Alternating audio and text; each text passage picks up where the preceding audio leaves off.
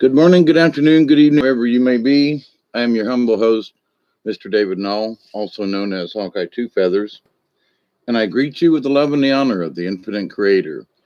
And I continue to pray each and every day that each and every one of you will continue to learn how to accept and receive knowledge, the healing, the wisdom, and the blessings from the universe. Now, good morning here in South Georgia. It's 1:41 in the AM time here. It's 12:41 my time, which would be single time. Hey, JJ, Alex, Miss Pearl, and Teresa, Lady Court, how are you? It's your birthday. Happy birthday to you. Another day older and a deeper in dance. St. Peter, don't you call me, 'cause I can't go.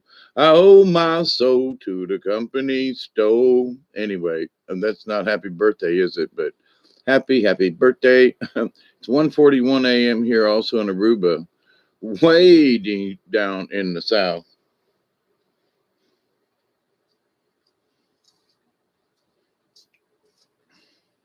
So greetings and blessings to all y'all. And Witchmoon, goodness gracious, and Cherry. Yeah, happy birthday to I lost it. Oh, Lady Court, 51. That's not a bad number. That's I'm only 18 or something. 51, 61. 17 years difference. Oh my God, that sounds so bad, doesn't it? Anyway. But was sitting here and have been in and out, have had visitors today, and we picked blueberries and mulberries and chatted, and with my dear friend Miss Emma, a dear young lady with a lot of promise. Yeah, 51 was a pretty good year for me too, at the age anyway. Hey, Michelle, Elderberry, how are you? Cherry, I think I said hi. Man, all y'all just jumped right in here like you didn't have nothing to do. But been having some conversation with people and just kind of sort of having that meditative thing come in. And I don't know, there are certain topics that come to me and I just, they say, okay, you need to go talk about this. Well, it's 1:30 in the morning. Somebody's going to be up. Go do your thing. Okay. And if they don't catch you live, which we love for everybody to hang out, they can watch it later, because this is a subject that, regardless of whether or not we're live together, is something, I think folks need to consider. So, but anyway, greetings and to everyone, and much love. And I'm going to try to get onto this topic here at about 5 minutes. What time is it? Well, anyway, I'm going to pretend it's 4:20 somewhere, because I just want to give everybody a chance to say hi before I go into my tirade about this subject. But in having conversations with lots of folks, right? So this isn't like a new particular subject, okay? But sometimes there are things that stimulate the conversation, as it will, and my spirit guides go, yo, Hawkeye, um, let's have a conversation about this. Okay. So this is sort of a two-parter in that, hey Doug, in that the one part is about fear, it just, in general, and but fear and how it can attach itself, or somehow, because of the fear, draw negative or I hate using the word evil, but I used it in the title because there are those folks, and I won't this is not to anybody who's listening. If you've seen dark entities and you thought they were evil, I am not going to argue with you. Okay. But I will put out I just want to say that sometimes there are shadow figures that aren't always evil. They are dark. There could be a sinister twist, but this isn't about trying to convince you that if you've had any types of experiences, that your experience wasn't true. Okay. This is not about that. All right. But in a lot of the things, as far as shamans and spiritual workers and so forth, and someone brought up to me, and I want to mention this, that if you will notice in how I speak about things, I seldom use, if ever, the term light worker, because I think it has been bastardized, and I think it's one of those words. Well, I'm a light worker, and I still kind of feel as I am working towards the light. But it just seems like that word and that term has been bastardized and used over here and over there. And if you understand the universe, then to me, you automatically see the light. So I don't consider us that we're light workers. Okay. To me, that terms that we're lightweight, but anyway. But in this, though, in the energy of things, so if we have fear of things, and I mean it's born into us by through our society to be afraid of this or that, or as society teaches to have fear. But as a child, we go headlong into things, and stick our hand right in the damn fire because we don't have the experience on this planet yet to not put our hands in the fire, right? So there are things that our parents and elders supposedly they teach us, don't put your hand in the fire, and this is what happens. Or some there are those families who you just don't care, but go ahead, Jimmy, stick your hand in the fire, and you'll learn. It'll teach him not to put his hand on that furnace one.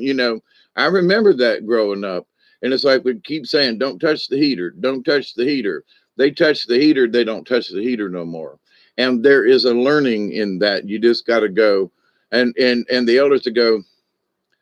You can't teach them no other way. They got to get burnt. And it's like, but you try to save them, keep away from the heater, let them touch that heater. They won't go back to it. You didn't. And I'm like, okay, fair point. Sometimes you have to get burnt to understand how you don't want to get burnt. So, but in that and with some people, there are fears that are brought up. So it's just not about that. But in society, we have learned fears through movies, through our experiences, through stories, through whatever it is. We have picked up fears of stuff, right? We have to, because of just movies and television, and there are some fears that are subconscious to us, and we really don't know that they exist unless something triggers it. Okay. So Julie, how are you?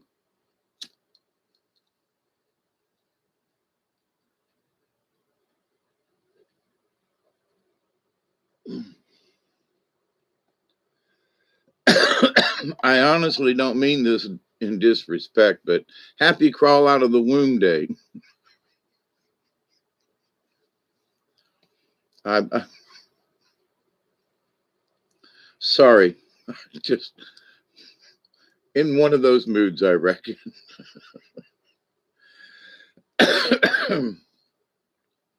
um, I don't want to be in here anymore, mommy. Let me out. But anyway, but there are fears that may be ingrained in us, literally from previous lives. Okay. And somehow they get dragged in with us through our souls, our spirit, our souls. And if something in this life has happens to trigger them, then we have brought them from a previous experience of why we are so afraid of something. Maybe it's heights or drowning or whatever it is, right? So, but these things are subconscious in us, many of them anyway. If you knew my mother, that is appropriate. Well, I try not to say things like that, but it was almost like they were forcing it out of me. But and somehow I just see this like, two hands, going like, okay, it's my time. Who are these people, these masks on, anyway, a little bit of comedic levity there, for those of you with imaginations, just, just, let that one go free for you. But now, as far as the fears, so with those fears, though, we learn how to. I can hear y'all laughing out there. You all are starting to catch it, and it's like, oh my God, he just gave me this visual, of, crawling out. I thought I was adopted. Well, even if you was adopted, you still came out a hole, just like the rest of us did. Some of us upside down, some of us maybe even feet first, or through a hole. And anyway, but however you got here, we're glad that you're 51 and and still here. That's great. And just remember, the older you get, it don't get any freaking easier. Okay. And if you're not taking care of yourself now, think about it. From my standpoint, I wish I had thought about it more because I didn't think I was going to make it this far. And I'm pushing 70 and I'm like, man, I wished I had been a little bit more, but stuff happens to you anyway. But so with the fear of stuff, and it's just however we were raised up, whatever we have absorbed or seen or whatever has all become a part of our subconscious because it records everything, and we'll play it back in the strangest of things. Now, I want to share this little thing with y'all here 13 minutes in. Ooh, spooky 13. But lately I've had this dream, and it's not really a dream. It's more like a little short MPEG movie, or a MIB or whatever they're called now. All these little, anyway. Of a cockatoo, a white cockatoo, and it's just sitting there. There's no message. It's just a white bird. And like, I closed my eyes and did a thing, and there was the white bird again. And I saw it a couple of days ago, and I was like, there's a white bird. Not necessarily in the dark, but that it's predominant, right? Well, there's a white bird. What I couldn't figure out what bird it was, and then today it was like it was a cockatoo. Oh, okay. Or, in that family. So I was like, have no idea why. Okay. Just putting it out there. White cockatoo. So synchronicities or whatever. So if y'all have experienced anything similar, me and my adopted granddaughter, I love these children. And I told her today, we both had a nosebleed at roughly on the same day, out of nowhere for a very short period of time. And it bled, it was there, and then it just wasn't there. And I said, yeah, I said, I had that yesterday too. And she was like, wasn't it just weird? And she goes, and she looked at me and she goes, she's like going on 13 or 14. She looked at me, she goes, you and I got to get this stuff straightened out. And she's very intuitive. So I turned her loose on the mulberry tree today. it was just delightful to see. She took Mulberry and put her finger right there and put this big, like a tattoo dot in the middle of her eyebrows. As she watches this, I love you, Miss Emma. I won't give out any more than that, but she was like, well, and I said, that's her third eye, and she looked at me. She goes, oh yes, of course it is. And I was like, right on for Miss Emma. There's hope in the world. With some youngsters. That.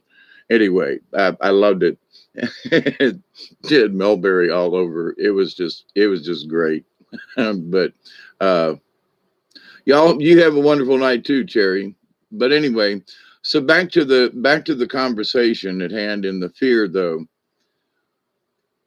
Some people have fears and some people hear stories, but there isn't a fear attached to it. It's hard to explain. And I think it's their mindset. There were things in stories that, and, certain spider stories from the 50s of this one movie, and it has terrified me about spiders ever since. And I'm still, there are still times when I go, come on now, stop it. But so fear of arachnids in a way, but it was how there was big spider in our bedroom. They never did find that sucker, but they'd wake up in the middle of, 11:30, and they'd flip on the light in our bedroom. Mom and Dad's bedroom was right across the hall from ours. I mean, like 3 feet across the hall, and thin walls. So that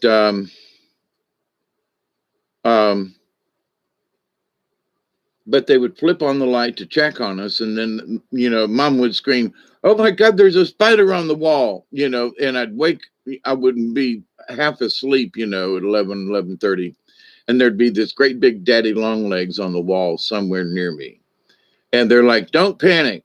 So then, like, well, did you get it? No, we pulled the bed out and chased the spider. Never got rid of the spider, right? And they go, well, it's okay, go back to sleep. Now you woke me up, and there's a big spider on the wall. Don't care what kind it is. There's a big spider. You woke me up. And now you'd say, okay, now go back, just go back to sleep. Right. Nah, and it happened frequently. It wasn't like, once or twice a month there was a spider on the wall. And I searched for that some bitch, let me just tell you. So there is a fear about this spider thing, that as a child growing up, it was there. So, as much as there are spiders around, there was one in the kitchen that almost run across my foot. And, I said, okay, you're done. Boom. And, I killed it. I know they're listening to me right now, but I was never spider bit, which is interesting. But the idea, this is not about the spiders, but about the fear. So for each of us, there is something, and we might not even be aware of it, that we're afraid of. So, in the religious community, there's the devil and the bad spirits and the thingy, and God's going to smite you if you sin. And, so there are all these fears for me and for those in the Catholic, and not just only in the Catholic Church, but in other religions too. God's going to smite you and all this kind of stuff. So there are fears that are put into us from, listening to our elders. Okay, you get my point. So whatever those fears are, and for those of us who grew up with a, I attended several masses almost every Sunday for years in a row as an altar boy and also as a deacon of sorts. They called him a commentary. So I read from the Bible. And, I'm 14 years old, 15 years old. And so my spiritual calling started way back when, because I knew there was power in the word, and not necessarily to the people, but there was power in the words. Hear me use the word power. There were power in the words because of how I saw the audience reacted. And everybody said, wow, Dave's only 14 years old and he can read that well. And, but that's my talent. So they wanted me to be there to read the from the Bible, the epistles and so forth. Because I read it in such a way. I read it ahead of time and went over the words with the priest to make sure I knew how to pronounce certain words and whatever. And all while some of them were lusting after me. I have to throw that in, but anyway. Um, but to the point though of I felt a connection with the higher self, not necessarily with religion, but through the spirit of it. So those things that I felt may be evil around me, spiders or whatever, something's going to get you. And I had childhood dreams when I was in 6 foster homes in the first 3.5 years of my life. And then I was adopted by my uncle Arnie, who is my pops. Okay. So, and my real mother was his sister and became my Aunt Dolores. So, but something in those first 3.5 years of my life, something traumatic happened to me. And I have went back and done the regression thing. And so I've been kind of sort of told right now, we don't have all the answers. There was some strange muckety muck going on, but just accept that you're safe now. And it took me a long time to get out of whatever the hell happened to me. Big caves and weird, and these giants chasing me, and big shadows, and people with surgical masks and holding me down, and me screaming and not wanting to, whatever it was they didn't want me to do. And so I have often wondered if it was, was I some alien, something. Don't want to go there, and haven't talked about this much, but I'm in talking about fear though. Okay. So I lived with this fear and I've had to put it in its own place. And could it have been that? It may have, but I can't live in that fear. Well, but because it happened then, and if they're taking me now, at least they're being gentle. Of course, I had a burn on my elbow that I don't know where it came from. I mean, on my elbow, a burn, and with blisters and everything. And I do not know. I did not bump anything into anything hot that I'm aware of. But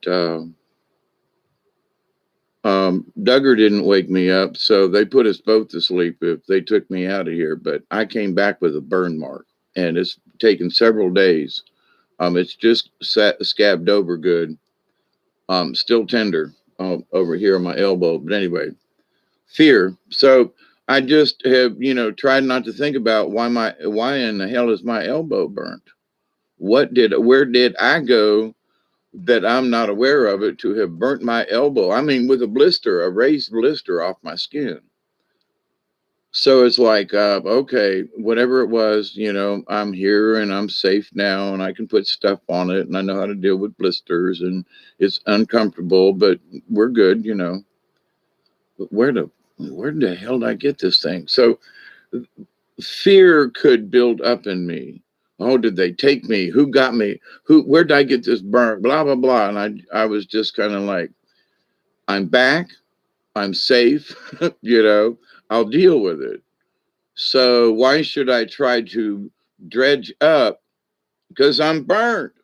I mean, it's an obvious burn on my arm, you know. Um, I don't know if you can.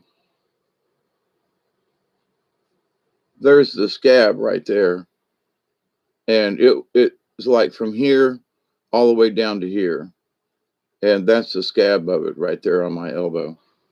So, and I mean, it was, full of water and all that good stuff. Had to drain it and keep it drained.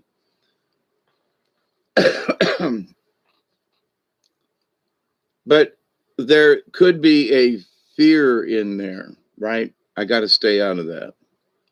Now, when in the title of this, and I do mean this, so I'm going to move out of the fear into these other things. So people say, well, what are you afraid of, Dave? Well, there are some things that happen that are a little on the freaky side for me, and don't know how they got there or what happened, but I can't live in fear as to why or whatever. Just can't do it. We have to look at what our present moment is. I'm safe. I'm breathing. I've had supper, something to eat tonight. Me and the dog have been outside some. We had visitors today. I got to see my. I love to call her my granddaughter, even though she's not related in any way. But watching her out there playing and picking mulberries and blueberries, and I told her mama sitting here, I said, that it does my heart good to see her and being here, and because my grandchildren don't. But to have her come down and romp and play with the dog and see the kitties in the yard and pick them and pet them, and it's adorable. So, and in a way, she's fearless, is kind of sort of why I'm bringing this up, in a way. But in our lifetimes, we have had these things implanted in us by society. Okay. The alien things, the ghost, the thing, things that crawl on the walls. I mean, I don't know what it was I was watching. It was some sci-fi thing, and they had a commercial, and the commercial was about the Blob, which was interesting because not too long ago we were talking about old movies and stuff and scary movies, and I said, one of the movies that terrified me as a kid, and we saw the same commercial trailer that was on this recent thing that I saw, and it was of the Blob, and it creeps and weaves and glides and slides across the floor, right through the door, and all around the walls, a blotch, a splotch. Be careful of the Blob. Beware of the Blob. Anyway, so for those of you who remember that. But seeing this oozy stuff come up the bed rail and crawl over people while they were sleeping freaked me the F out. Okay. I'm just going to say. So, but nowadays, it doesn't seem like, just certain people seem to be prone to it. And I think that whatever happened to me my first 3 years as a child, with between all the 6 different foster homes and whatever, that means just a couple of months with each one kind of thing over 3 years. So, but the idea though that whatever has happened, even in the last couple of days where my arm was burned, and I swear to God, I have not done anything outside or anything. I would have known it because then I would have put something on it. And I'm just saying. So it happened while I was asleep or something, and that could be very scary in and of itself. But I refuse to go there or think about that, because if it was something bad that was trying to hurt me, harm me, or whatever, I apparently got burnt, but I'm still alive. I'm still breathing, and my head feels okay. I don't feel like somebody has implanted any kind of strange brain waves in me or anything. But in that though, if I'd have had this happen years ago, I would have been in fright, fear, and all of the above. Okay. Because of the fright, fear that I learned as an early child, before I was adopted. So for whatever it was that happened, and it could not have been bad, but it was very traumatic for me. So regardless of what happened, I was traumatized. Okay, regardless of what it was, good, bad, or I was just a child. I needed my mother. And I kept getting ripped up and moved, and that's enough to make anybody crazy. But some people deal with it better than others. And apparently I didn't. But why wouldn't I, unless there was something else going on, is my point. Little children just don't get fearful on their own at the age of 3, simply because they're staying with someone new. You know what I'm saying? Anyway, so fear. So to me, there was some kind of evil attached with that fear. It wasn't just me being pulled away from my mama. There was something else that happened. Because the little youngin' that was here the other day, one of my other adopted great grandchildren, oh my God, it was, her birthday's tomorrow or Sunday. Anyway, they're going to have a party for her. And they were like, are you coming up? I'm like, I can't drive that far. My truck won't make it. But, for this young 3-year-old who refused, she goes, I don't want to turn 4. I'm not turning 4. I might have a birthday, but I'm not turning 4. A little obstinate little thing, but polite. David, she would call me Mr. David. Taking care of Duggar, because Duggar was her dog before I adopted him. But anyway, but fearless in certain things, and her parents, and she lives with Nanny, and she lives with this person, and she lives over here, and she has bounced around, but she had basically stayed with her mother, though. But her mother working all the time in situations, but in that, though, she's, for 4 years old, she's got her stuff together. Let me tell you, she's got a tantrum, but so as opposed to me seeing this young 4-year-old and thinking about what was I like when I was 4 years old, I was paranoid. I was a crybaby. I was, easily hurt by a bunch of stuff. I mean, I would just, skittish about things, Boy, have I come a long way, right? So whatever happened to me before I was adopted is my point.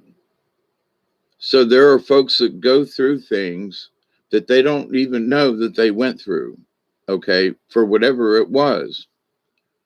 And these fears and these emotions are in us. I don't think about them often because I can bring them back up. I can relive the emotion if I need to, but I don't want to, So, but it was very traumatic, and it was very traumatic for me for many years. So I have fought this fear. But as the dreams came, it seemed like now this is my own experience. It seemed like there was an evil that was attached when I have these dreams. So now I have to consider this, and because many folks are having dreams of evil things and their sightings and so forth. And I want to reiterate here, I am not trying to say that you have not had those experiences. Okay. This ain't about whether or not it's real or not. But in the same sense, it could have been a previous thing that's in our subconscious that gets replayed to the point that it is so real to us.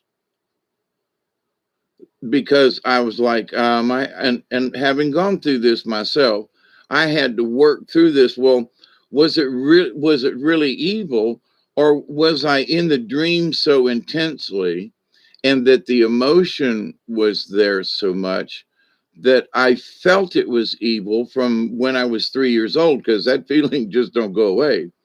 So the feeling from then still is in me after all these years.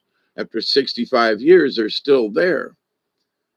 Living with it, what? So yeah, I get it. So, but I just looked at the fear and said, okay, stay over there. There is still in talking like this, because I'm pulling old memories back up, and there is still an essence of emotion. And I could get very emotional if I went really deep into this discussion.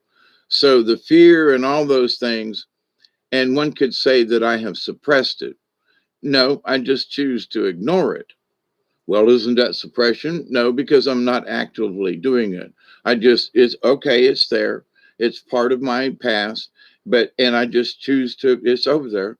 I can go get it in that information and even the pain and the suffering and the emotions anytime I want, but I would rather not. So that's how we move. That's how I know I have improved in my shaman walk. Okay, because those, I can look at those things that were horrible and terrifying to me and go, yeah, it was. And but have not bring but just a little bit of emotion along with those memories. Okay. So I draw up the memories of that, but not the emotion me all my life. All right. And there are things that are in other. Bob, we love you. We have not saluted Bob here recently. Bob, we love you. Here's some slight coffee with milk. And we love Bob. It just said my action was unstable. There's been some weird things happening with this. So, but anyway, so in my own analysis of my fear, of my own dreams, of what seemed like very real experiences, as I was having these dreams later on, it wasn't a new dream with it. It wasn't the old dream with a new twist. It was the old dream. So I could tell myself and be truthful and go, that's an old memory. So did I pull what I felt was evil into existence because of a previous memory? Was there actually evil that came to me that brought the memory out? Now, there's a lot of different ways we could look. Did some entity come in and try to get me, and then it reminded me of when I was in the tunnels and the thingies and all that? Or was it that I had it, the dream, for whatever reason, and it felt like there was an entity or something in the room, you know? So, and did I create the evil because I had felt it before? Okay. Now, so we have to look at these things practically because our minds are powerful things. So as we, learn to unlock those things within us, there may be a fear of something that we came in contact with in another solar system as another being on this planet. We have to understand it. We've been here before and we will be back again. We are immortal, just not in this life. You know, we are immortal beings. That's the whole thing about being gods and goddesses. We are immortal beings and we should treat ourselves as such, you know. But anyway, so now for those of you who've been around for card readings, the animal cards and so forth, the rabbit card keeps popping up in my head, and it's been popping up in the cards too. And Rabbit hung out with this witchy type woman who, gave me, turned a rock into a turnip and took a plant and blew upon it, and there was water, and it scared Rabbit. So Rabbit wouldn't speak to this person for a long time, and until they kind of bumped into each other. And from that point on, this witch person said, I curse you now, Rabbit, and all of your kin from now on, in that you will call your fear to you. So Rabbit goes out in the field and goes, Eagle, don't eat me. I'm right here. Please don't eat me. And, it comes and eats you. Hey, Lady Court.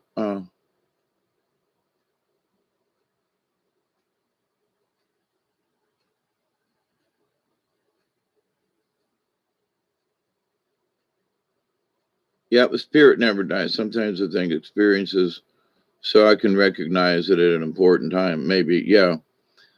And there are sometimes because the unconscious, it records all kinds of stuff.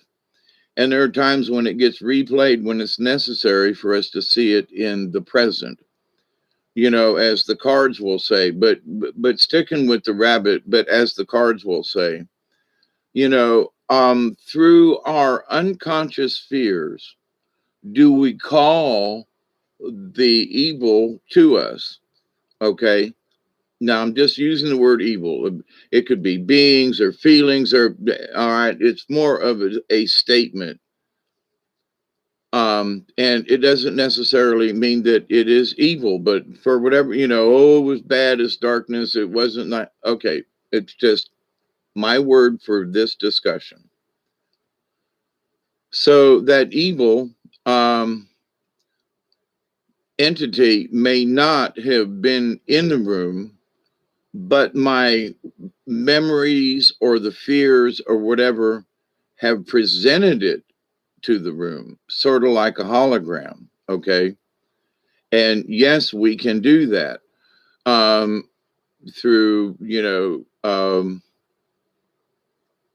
deep, intense, and could it be that we've seen it before? Could it mean that it was in our room before? Or, that all those things are possible. But what I'm saying is that if you're seeing them, what is calling them to you?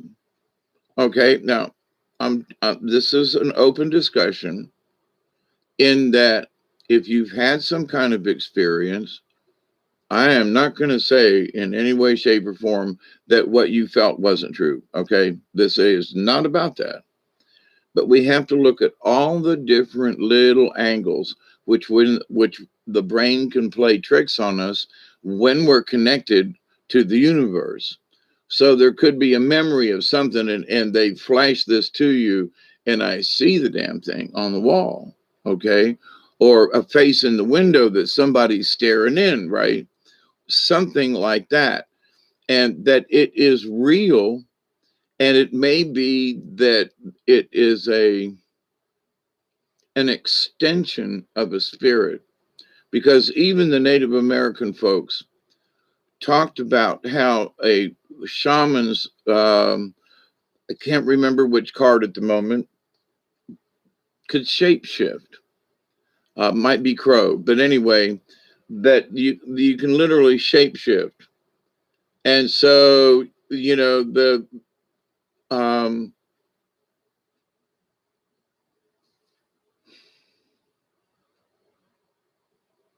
and also you can be in the same two places at the same time and be conscious of both places. And that is a definite. I talked about how um, a, a, a, a lady friend of mine, we were not in any kind of relationship, but we were good friends.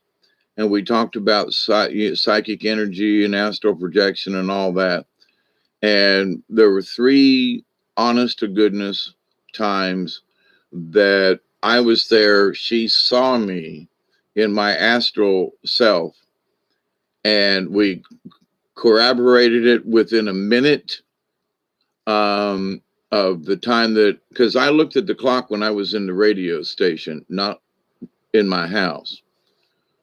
So, and she was staring at the clock at the same time, at the exact minute, the exact second, she turned around and saw me or felt my presence. Okay. So, but 3 times we conducted experiments, and all 3 times were accurate to the minute within a few seconds. So, can we see, some people can see astral bodies. And I was projecting myself to her, but could she actually see my spirit body? Or through the astral connection of us, she could sense my presence. Okay, we have this discussion between us. Did she actually see me? And she was like, yeah, I saw you were standing right there. And I was like, but did you sense me?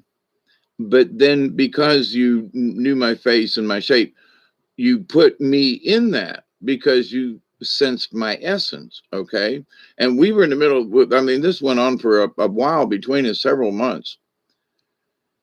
And, but the idea though that but could it have been both? You know, I'm trying to show myself, in enough physical form that she would know it was me.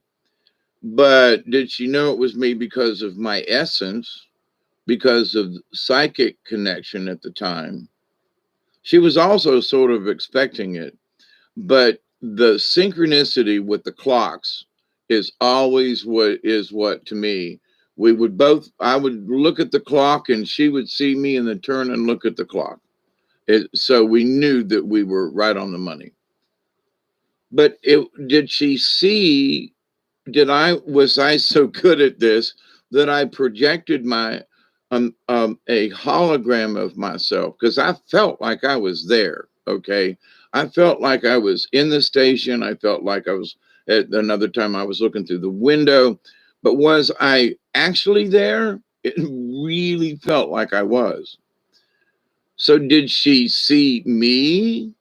Or was that she goes, well, you were a little cloudy, but I knew it was you. So when she said those words, I knew it was you, what did her mental picture pick up on it to then she could see me from her memory? It was a combined thing. So I'm telling you this story because I know that it exists. So, but if there is an entity or something else that we're not aware of, that we somehow they're trying to connect with us or whatever, whatever the reason, that we see them through the thought of it, or do we actually see them? And both could very well be true. It's our imagination, maybe, of something we have seen before, that the energy that we get from whatever it is that we think is and it could be a good entity too. Now, this works both ways, but um, if it's a good entity, we don't talk about those in the sense that it upsets our days and creates us chaos, right? So the evil beings, if that's what they are. Oh man, I missed it. 228. I've had this bowl. So again, all things are possible because of my own experiences. And if you practice with somebody else that I think that you will find that these basic things kind of, follow a pattern, if you will.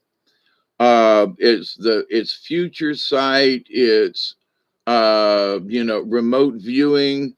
It is all of these things, in my opinion. So my point to some of these folks who have claimed to channel and remote view, I'm like, as long as you can say, there's a lot of things I could say where I've been, but there is nothing that I can say to prove it in one iota. Okay. Unless something else happens and I go, they showed me this ahead of time, that I still see that volcano about a year and a half ago or whatever down in Guatemala. That still is painful for me. Um,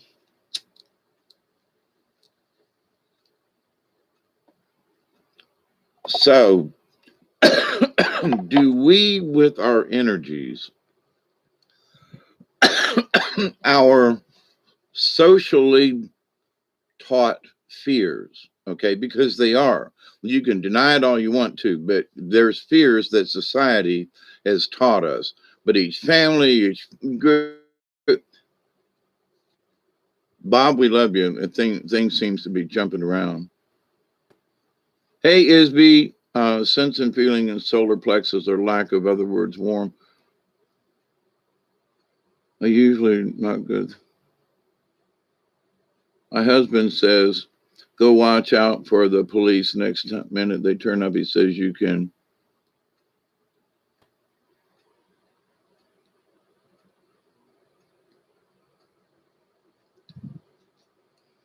Yeah, and Lady Court, some of those spiritual dreams that we have that are so real, for me, could have been real at some, for in some reality it was real, you know.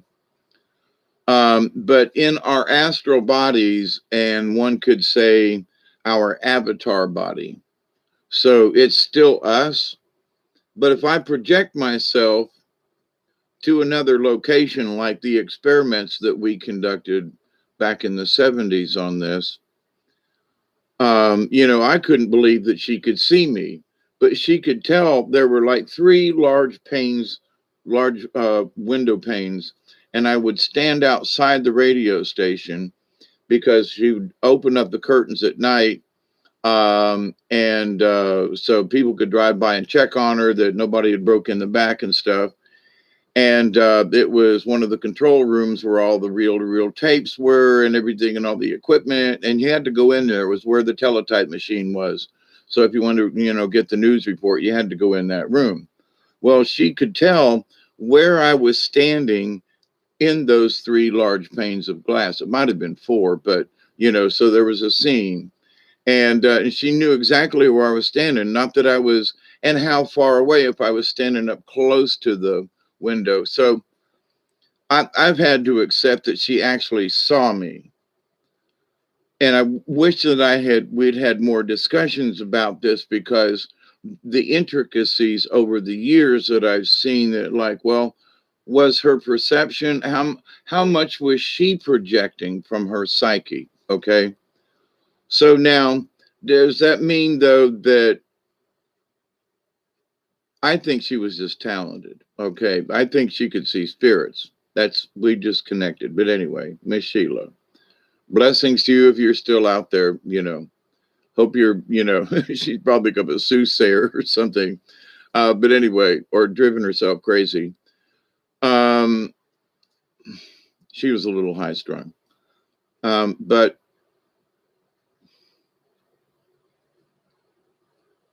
in the realm of spirit things, in the realm of our energy, in the realm of the universe, okay, if we are projecting ourselves somehow, if let's just stick with this, as it was, could have been an experience, but it's a dream.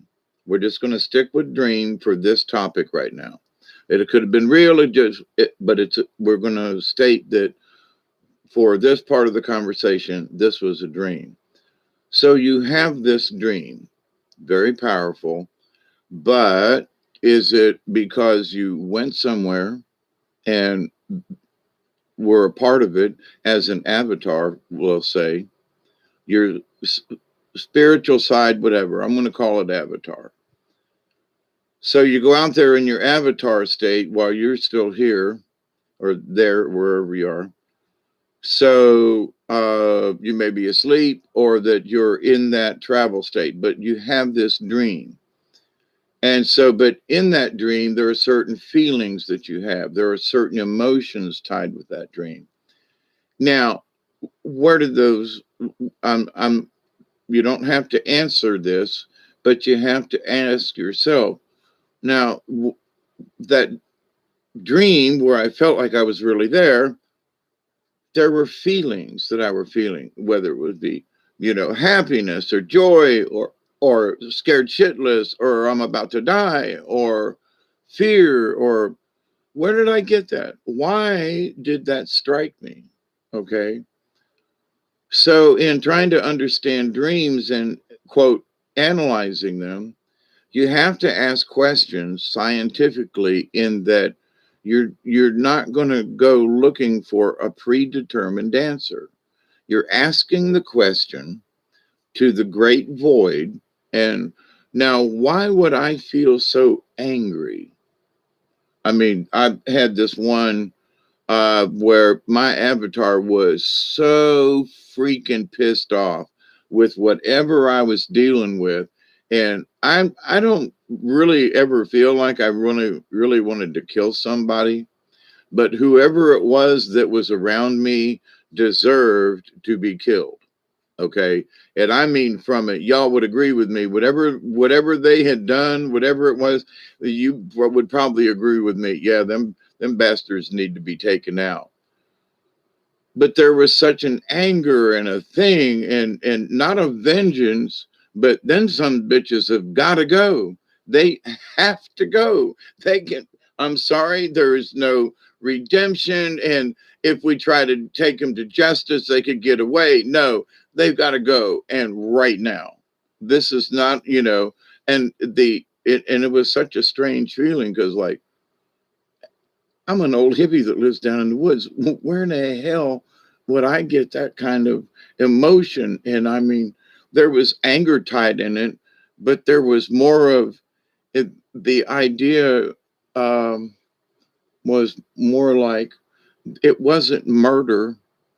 Yes, it was in the sense that it was a senseless killing, but whatever these things were really did not need to exist because they were out to, like, a vampire is a vampire, and you go, well, he's a vampire, we can let him go. Nah, we got to put a stake in that mofo's heart, or where his heart should be.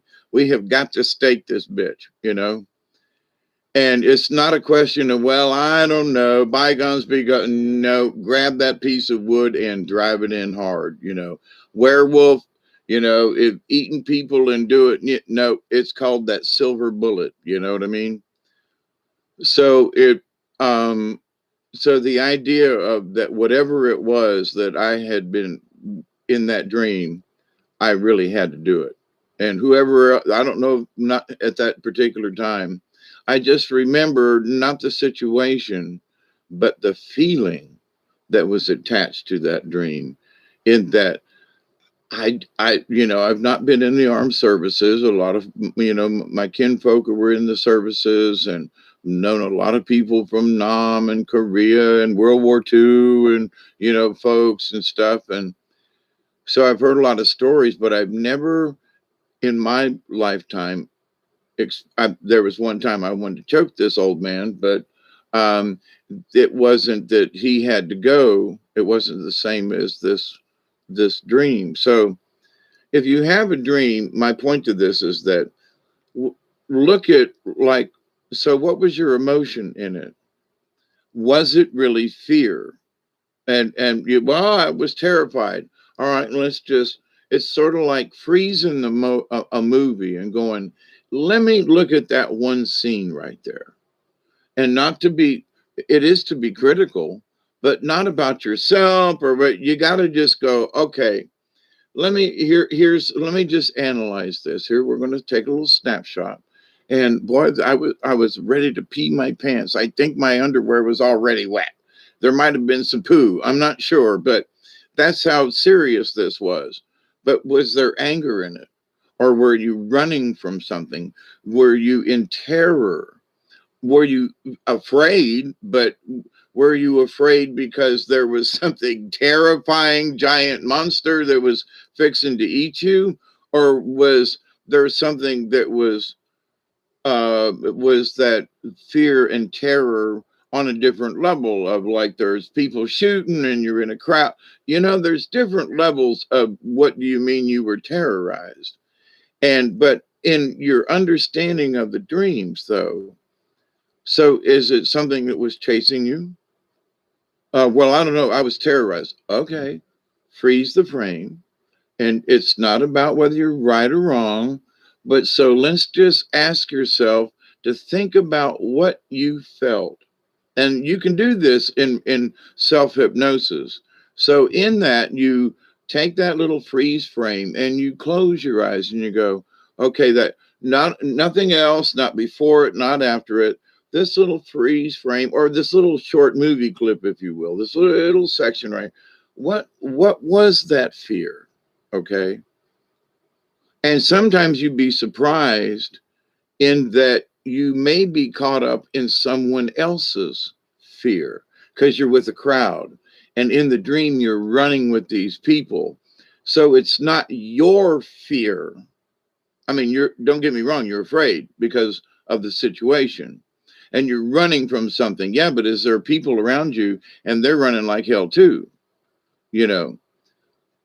There may be something that went on when you had that dream on another part of the world that you connected psychically with a scenario that was actually happening to someone or some people. There was a bombing, there was a big flash, people were running from something, So there are people that we connect to now in the chat room and through, Soul Tribe and all of you members of the League of Like-Minded Being.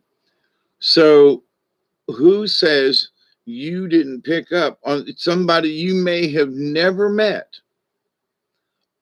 You could have seen something through their eyes, and I say that because of my incident with the volcano going off down in, was it Guatemala? I keep saying Guatemala, but anyway, about 2 years ago now. But anyway, because I could see it in my eyes, I could just see it, and it played out the same way in the newsreels the next morning, just a few hours later. So, are you experiencing because you're in the psychic realm, and you somehow are drawn to someone else's reality? I know that sounds like really weird, but it would be like remote viewing, and you were just out there kind of floating around and everything was happy, and you saw a beam of light off in the distance, and you just thought you'd go take a look, and you go, oh, wonder what that is. And the next thing you know, you're seeing an event through someone else's eyes. You don't necessarily enter into them or become a part of them. It could be that in some of the feelings that I've had, it's almost like I had become a part of this person and it was a shared experience, but it wasn't me, but I was there. I mean, so my only thing is that I was somehow magically transferred this person's thought at the time, our energies. Maybe we've known each other in, centuries ago, whatever it is. So was it my dream? Was it my fear? Or what? And have I been transported into somebody else's honest to God true reality? And have it just happened to be there at the right or wrong time, depending on what it is. So we have to consider that is a possibility, okay? Because of my own dreams and things that I have talked about with people over the years, we must, this isn't like, Dave, I don't believe, no, you must enter this into the equation of the dream travel and so forth, because there's too many people who've experienced this. So if you want to say it doesn't exist or I don't believe you, okie dokie. But then if you're going to really try to understand it, it will take you a lot longer, because these things are possible. Now, with all of that said, do we actually, like Rabbit, draw the fear to us? Or in some of these instances, is it just there? Now, there is this other third possibility that I really think we should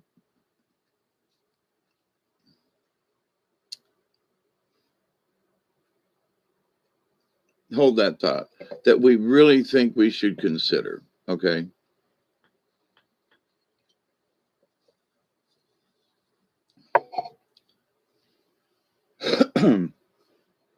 Now, I know that when I did not take control of my own emotions and I was drunk or high or whatever it was and just didn't care, blah, blah, blah, that there were other forces that manipulated me because I didn't care. I didn't have a good handle on my own core value. If somebody say, let's go get drunk, I go, okay, who's buying, or are we sharing, anyway. And so in that, there were situations and places, people, stuff I just should have never been involved with. And I was there or got involved somehow. So,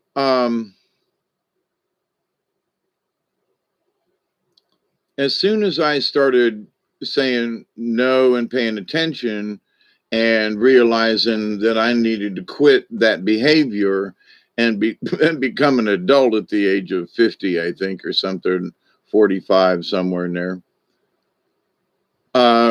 I had my moments, but then I also kept slipping backwards, and but I had some head trauma and other, issues. It wasn't just that I was, just quit being a normal human being. There was some trauma that happened. But anyway, there were incidents that helped cause it, but which brought on fears. Okay. And so, but in my times of just flopping around like a fish out of water, there were times when I just really felt like there were, honest to God, negative, demons trying to choke me and waking up and being choked and, just like, what the hell? Well, I found out later on that there were actually some people who were into witchcraft, sorcery, demonology kind of stuff. And they were literally, lighting candles for me to have bad dreams. And it's happened over the course of the years where somebody will just like, why they picked on me, I ain't got a flipping clue. Somehow I have been a threat to many people simply because of the way I openly talk about things. And I say, you know, I explain to people, if you really want to get ahead, then you must be able to dissect some of these things. And it's not in such a deep dive manner as diving into a down a rabbit hole. It's about dissecting something so that you'll understand what that picture means. It's sort of a CSI moment, You look at it and go, hang on, Lynn, what was going on right there? Okay, but blah, blah, blah, oh, all right, you can talk about it. But let's just, what was this person doing in the picture? Well, I was around people and I was running. Okay, were they looking at something? Were they looking up? Were they looking down? Were they looking to the left and right? Were they looking, was the ground opening? What was the thing? So, um, and it gives people it gives you control over the movie. As I was thinking about golly, man, Richard Allen, Dr. Rich, I think you all know who I am. Miss Schill knows who I'm talking about. Richard Allen Miller. Yeah. So old Doc and his talking about our movie pictures. So if you want to analyze something, then take it. And it's not to try to be critical or, you don't try to project yourself into what it's saying. You look at what it is, which is hard for some people because you have to just be observant, like the eagle and like, owl at night, and say, wait a minute now, I didn't notice that over there. And because your emotions are tied to the dream, you must take your emotions out of it and become that third person, the that I'm always talking about the observer. So you become the observer of that trauma and you go, okay, this is going on. I saw something over here. And, so now you have become an art critic, if you will. You're not the painter. You didn't pose for the picture. You're now, the painting's done, and now you can stand back and look at it from an art critic's point of view. If you want to put something, well, I didn't paint it, I didn't know, but you have the emotion of seeing the picture, and it represents something to you. So, but you're the observer of it because it's already over. Okay. So, but that will give you great insight. And when you can gain the control over that, when you can literally just pull your emotions out of it and go, okay, let me stand over here, and I'm still a human being, but I'm kind of in robot mode. I'm literally just gonna watch. But there are things that you watch with your heart while you're watching the incident. There are things that you're watching with your, your eye. There are things you're looking at with your brain. I mean, so but in whatever the dreams or whatever the visions or whatever they are, we get this flash point, because there are many times when I've talked with other folks about this, and they'll get a short blast of something, and it'll be like, man, I got this picture, this download, this something, and everybody talks about it in their own way.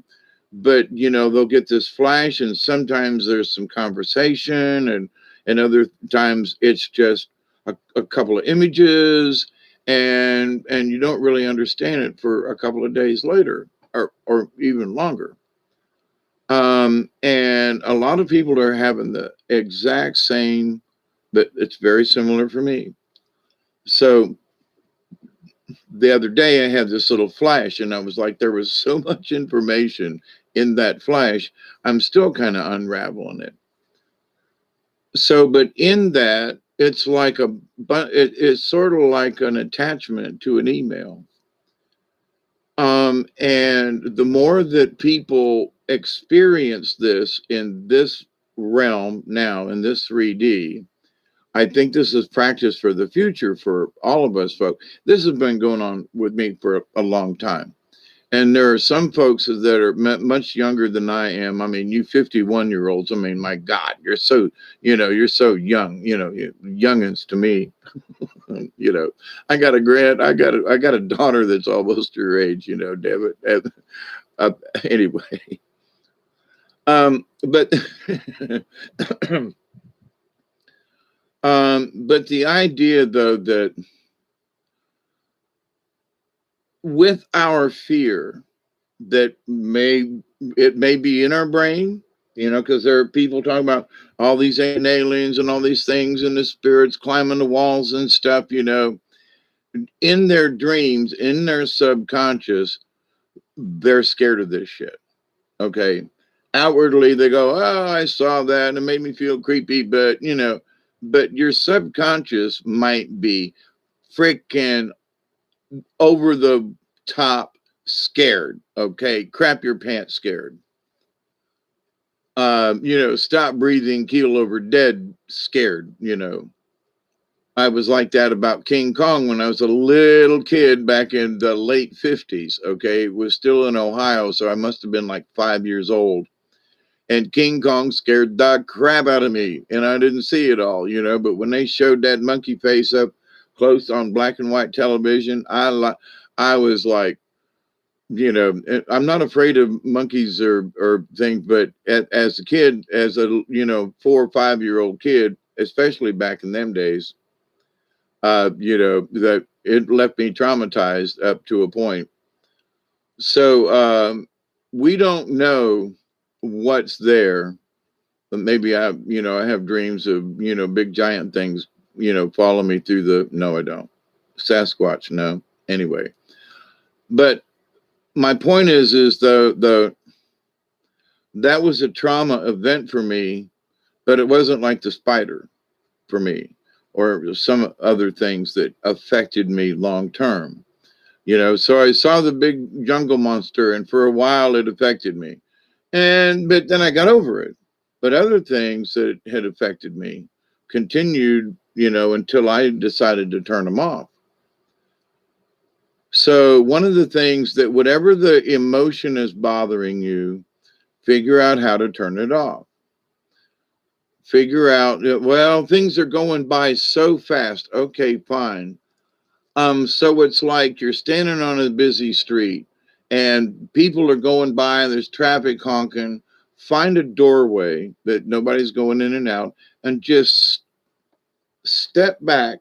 This is a visualization, but you just step back into the doorway and everybody can go by, but you can be safe standing in the doorway, for it just a few moments to grab your breath or whatever. So in life, it's the same way. All this stuff is still going on, but you just step into the doorway a little bit so that people aren't bumping into you and all that kind of stuff. But in the spiritual realm, it's the same way. There's all these thoughts and people and all these emotions and everything.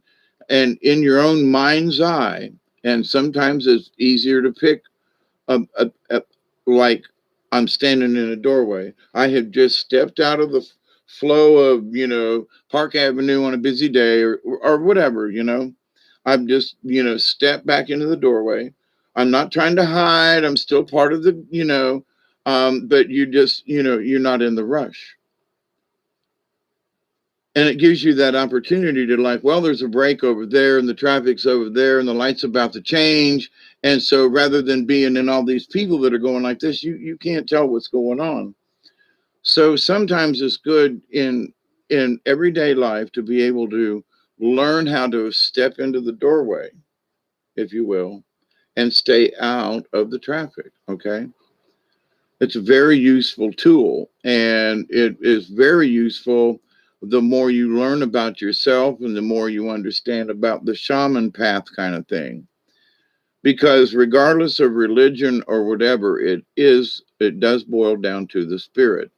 Now, I'm thinking that I've had this little revelation the other day.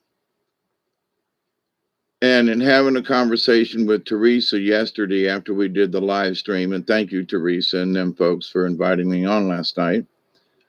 Uh, you know, I've heard Scotty before, and I just want to say I am.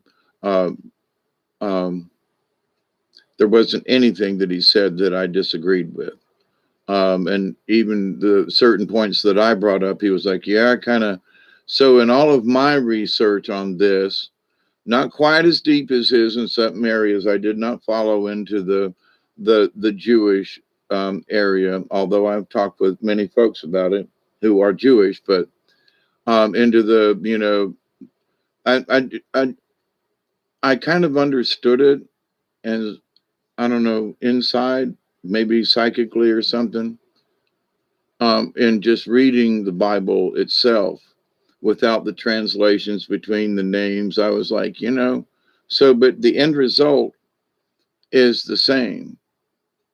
And I'm like, yeah, I think that's a thumbs up, book or non-book or anything like that. But, so I just want to say that, uh, um, I respect folks who do that sort of thing and are honest enough to speak as clearly and, as he did, and to be a part of that. So thank you.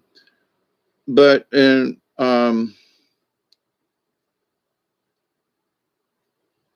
somewhere in what Teresa and I had talked about after the show um, relates to this, in that in discussing this, do we call certain spirits to us, and just in general, and it keeps coming up to the rabbit. Now, do we see these things? Are they projections? Are they actually happening to us? Now, I've had some very strong things happen to me that I swore was real, but may not have been in going back and in retrospect. Now, this has nothing to do with Teresa, by the way. Okay, just or what her and I. It's nothing personal. Okay, that's my point. But in general, and other people, and over the years, and talking about this, and so in our experiences now, what would cause it if it's true that you've got a negative energy, an evil some bitch that is honestly attacking you? I'm not going to, yes, no, maybe, whatever.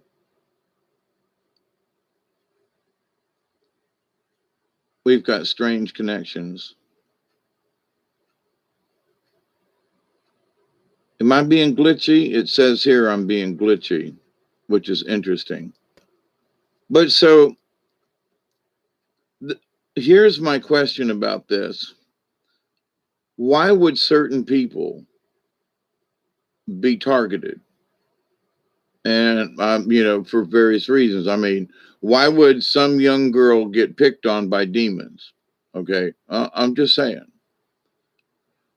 pick a scenario, whether true or not. Why, or a guy, or, my point is, why would an entity pick another entity to pick on, meaning us? What is it about us that they would want? Well, it may be the house, maybe it's the location, and those things need to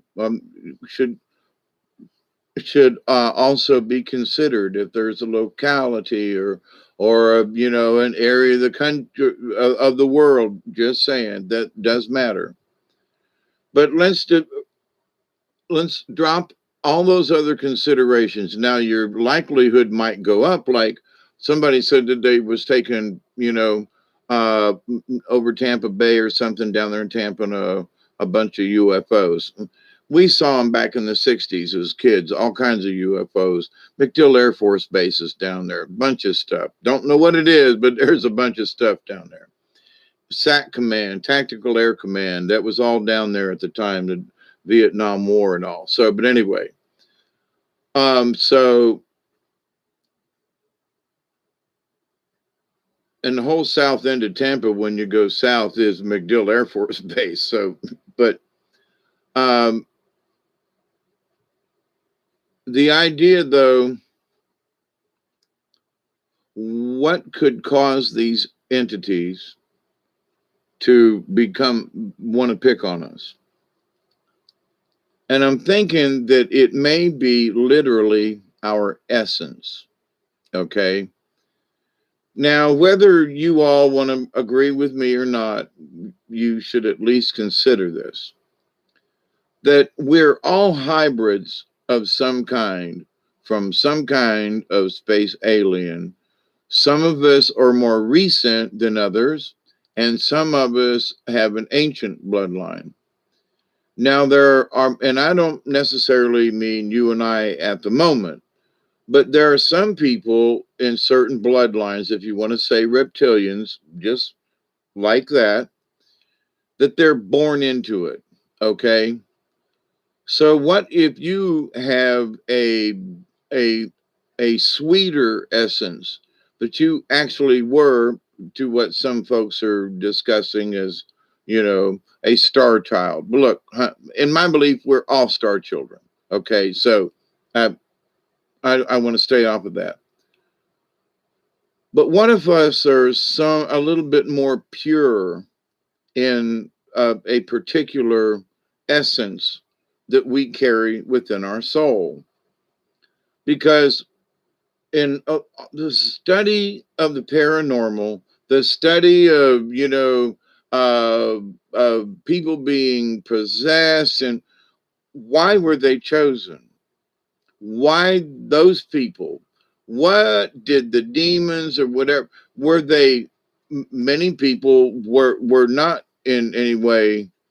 I've known some people who were kind of sort of evil little kids, and a darkness came into them, but it was almost like they were born that way.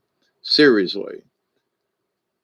Um, but then there are folks who are just pure at heart all the way through, and it's just like, they don't want to do harm to another, and then there are kids that want to slap, pull the legs off of frogs, you know what I'm saying?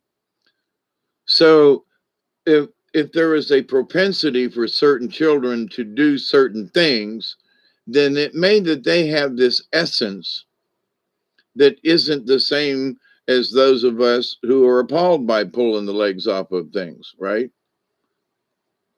So versus getting a kick versus, not caring, apathy, and then to the point of being sick about seeing you know, I'm hated killing that spider, but it was like, I warned you guys, stay off my floor when I'm in here. Stay, you broke the rule, and there's too many spiders in my house. I just, so it's sort of like deer, you got to cull them every once in a while. But so with that, coupled with our fear, so if we have an essence, however you want to term it, well, or a spiritual thing and blah, blah, blah, blah. For me, there are two, I've talked about these two particular type that Dante talks about, the Vlash and the Mater. And so if you have Vlash essence in you from a previous parent, and it might, they might have been like the evil one, but because of, your mother, father, they had you, you're going to have some of that essence in you. Now, it doesn't necessarily mean that you are like your father or that you will become them, but you have that essence in you. So for me, I'm just speaking about Cherokee. My great great grandmother was full blood. My great grandmother was half blood, and my grandmother was half blood Cherokee. So in that, I know that there is that heritage for me. Okay, it's in the bloodline. Um, but so there ain't really nothing I can do about what my great great great grandmother was, except to know that she was a full blood Cherokee. And with that knowledge, I feel a more closeness to a, I don't know, going back in history, was I French or this, or I'm proud that my great great grandmother and that my grandmothers were Cherokee. So it gives me a more sense of belonging to the land even more than I did. It makes me understand my purpose and my connection to the land more, because through my grandmothers, I have this essence. Okay. So what's to say in the Cherokee that there were these, visitors from other places that commingled with the Cherokee? I mean, a true Cherokee is, there, talk about a red man, you know, um, and up there in Cherokee, North Carolina, and up in there, I've been up there a bunch of times. I've got friends of mine that I went up there with powwows and things and stuff. But anyway, just wasn't hanging out on the street corner and saying, "Hey, I'm an Indian. Oh, hi, Indian." Anyway, here, take a picture. That's an inside joke and kind of sort of an insult to some, but hi, I'm an Indian. Take my picture. $5, you take my picture. Anyway. So, but our essence, our spirit, whatever it is that we're commingled with, and argue as we might, yes or no. But here's the thing, even the bad guys could have the free will to not be bad guys. Okay. Now, there may be so much of the bad guy essence in them, I mean, people will tear things apart, and, they like killing stuff. And, you know, I'm the opposite of that. So, whatever essence I don't got that. I want to kill and pull things apart. You know what I mean? Be it bugs or animals, I just, no, I would rather dissect, the mind and our thinking and philosophies and so forth, which leads us always to the spiritual essence of this. So when we ask ourselves these simple questions many times, what time is it? 3:09 a.m. Good gracious.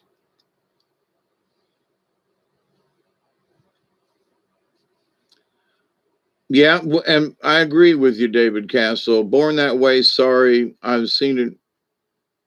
Uh,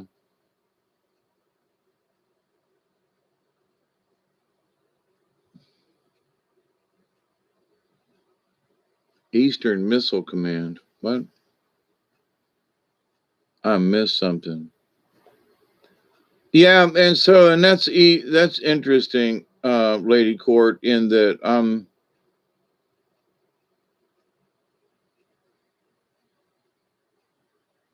yeah, some people call it loose, but um oh, okay, I had to go back up.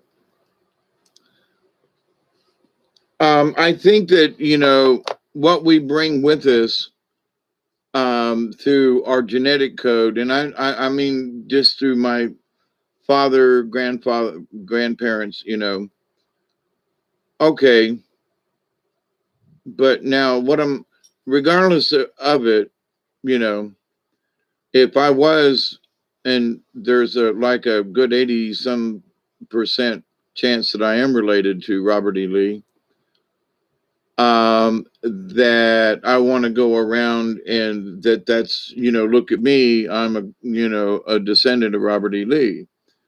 It's interesting and a lot of information that says I am, but what do I do with that information is what's important for not me out here in the community, but what does it do for me personally? How does it make me feel? What is and I do feel like there's a lot of essence of Robert E in me, in that he was a surveyor. He didn't like war, but he took it on, and there were anyway. There were certain things that when I read about him before he became a great general, he was a surveyor, and I loved being outside, and there were people who remembered him more as for his surveying techniques, to the wilderness and the Louisiana Purchase and all that kind of thing, until he became a general. He was well renowned for his surveying skills. But anyway, but how many people, well, Robert E. Lee, the great surveyor, well, no, Robert E. Lee, the failed general of the Southern Army. But even though I was born in Ohio, there's an essence of the South. And one of the things that I do feel is somehow through the Lee line, in my humble opinion, is what I feel like I've picked up is that when Lee said, I will fight for my Virginia, and he was right across the Potomac from Washington and from the northern side, and he said, no, he declined Lincoln and said, I'm going back and I will fight for my Virginia. And people just don't understand what how deep that was in him. I will fight for my Virginia. And because Virginia seceded and become part of the South, then he became but to the point though, he was respected by all of his men. He would, go through the camp at night and just, him and his horse, and but respect to the point where at the end of the war they let all the soldiers and everybody there keep their swords and their muskets. They just signed the treaty and everybody went home, kind of thing. Which before, you got to leave your muskets, leave your swords on the table, and that kind of thing. You got to give up. So, but that means a lot about. So, if I have that essence in me, those basic things, then I'm proud of that. You know what I mean? So, but can I change it? No. But I could, if that is it, then I could act on that and say, well, even though, quote, the South lost the war, he was still an honorable man. He was an honorable man among his men, where, uh, uh, uh, Grant was known as an alcoholic and a smoker and a cusser and all that kind of thing, even though his men respected him, but it wasn't the same as with Robert E. So, but each man respected themselves. They were both went to the academy, kind of thing. But our essence, though, if we find we're related to a certain alien race, not all Palladians are good. Oh, well, the Palladians, they're the things and the thing. Yeah, but not all of them have our goodwill, and they have ulterior motives for being our friends and in discussing about light workers and so forth. There are some of these beings who like want to come to us and they're all floaty and everything, and oh, welcome into the light, and we're going to bring you all this nice, and we're going to show you these things. And it's like some of my spirit guides are going, don't go into the light, don't go over there, because whatever it is not like kind of sort of natural. And here's one of the points that I would like to make. Some of these soul workers and light workers and so forth, and ooh, come and join with us. They that's what bothers me. Come join us in our quest. You never hear me say that, and I won't. Don't join me. Join me in our collective quest. Yours is maybe like mine in a way, but we all have individuals. But no, it's almost like they're selling something. Ooh, the light beings, and you can be a part of it and feel the transmission and look at the blue light and then look at this light. And Brian and I talked about this, Brian Barnett, many years ago, in that there just seemed to be something they were trying to push themselves too much. And, oh, come be like us. And the folks that promoted the light workers and the galactics and some of that. Now, the bottom line is that, what they're quote preaching sounds, I listen to many of these folks. I'm still on subscribe to many of these channels still, and I still listen, and they're preaching the same fucking thing. I'm sorry, I used the F word. They're preaching the same stuff they were 6, 8 years ago, 10 years ago when I started listening to some of this. They're just using electronic voices and so forth or whatever, but it's the same stuff. We are here, the galactics are here, and yeah, okay. And we're going, yeah, okay. And 2 or 3 years later, I listen and I go, I've heard all this before. There is absolutely, to me, no new intel.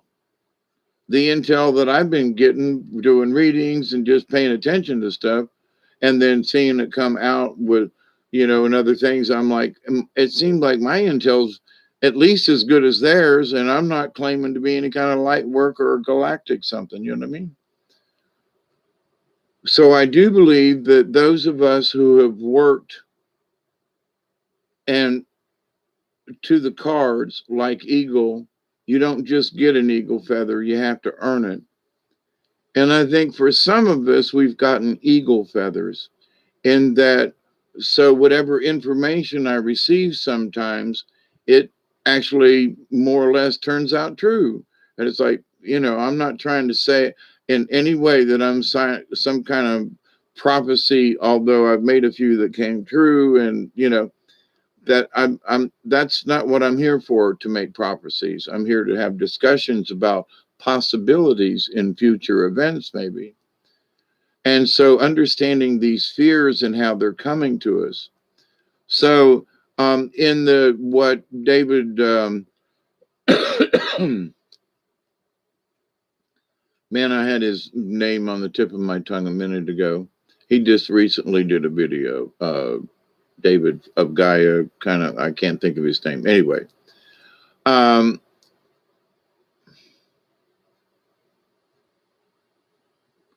the idea that there are these other entities, could some of us be of a particular vibration frequency within the essence of our soul that we become tasty morsels for these other beings?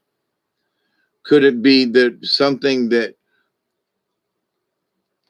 for me, I knew at 4 years old I was going to be a hermit, live down in the woods on a river. Here I am. My grandmother, my granny that I always talk about, affirmed it before she died. She goes, "You're a hermit, live in the woods down on the river. You got it."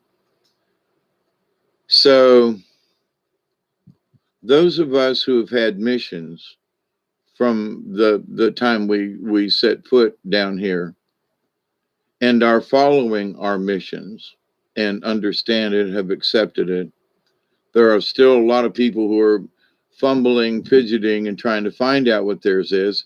And it's not for me to tell you or anybody else to tell you what your mission is here. That's when you just sit quietly and go, it's not like, why am I alive? Why am I here? And, if you're over, I know some 4 year olds that are like, know why they're here kind of thing. So, and I did when I was 4. So, but have we followed our own path? Have we followed our own mission, thing or whatever, our soul contract, however you want to term it? Or are we just living for the sake of living? Or, and I'm not, this ain't a judgment because Creator gives us free will at every moment in space and time. And so our free will to participate or not, or to do what we were sent down here to kind of sort of accomplish however we were supposed to do it, have faith, believe, all these things. It's my agenda. It's why, they, uh, but it may not be yours or someone else's. And it's okay. But at the same time, you may need to learn these same things, but you may not start a channel and talk about things like I do. And that's not your mission, but it is your mission to follow these things and to learn these things for yourself because of the people that you come in contact with and the effect that you will have on the people that you meet wherever and however you meet them. So, our missions may be similar because we're all together here, but it doesn't mean they're the same. We're all here to learn about the spirit and higher values and things. So now, to move this along even further, so the more some of us vibrate with our essence, the more it may attract other entities to want to have their way with us, male or female, it doesn't matter. Now, one of the things that I learned through my own ceremonies, and I've talked about this before, but I think it needs to be, they're saying it needs to be said again so that people will, understand their fear and then be able to take control of the fear from the observer point of view. And if you are being attacked, okie doke, that there are some things that, let's start with some preliminary things that you can do. Now, the biggest thing about, regardless of what it is that may be after you, okay, regardless, is that you have to be strong in your own consciousness, okay? And you have to get rid of this idea that you're going to defeat them, okay? Get it out of your head. Because I tried to fight entities and I am this strong spiritual warrior and I am Hawkeye Two Feathers. I shouted this to the universe and they kick my ass all over the place. And as soon as we had several bar brawls, if you will, and I'm picking myself up off the floor, I realize, don't poke that guy in the back of the head. Don't go over there and spill his drink. Don't go over here and get near what looks like might be his girlfriend because, he's a jealous son of a bitch.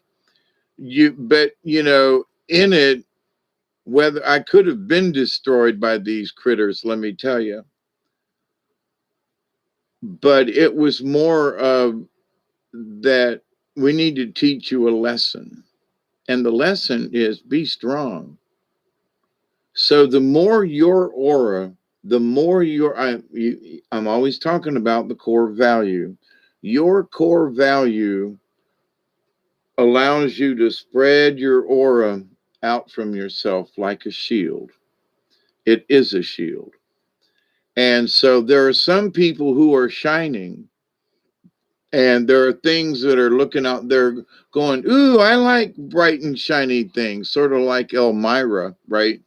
Ooh, I want to hug you and squeeze you and kiss you, little Elmira, right?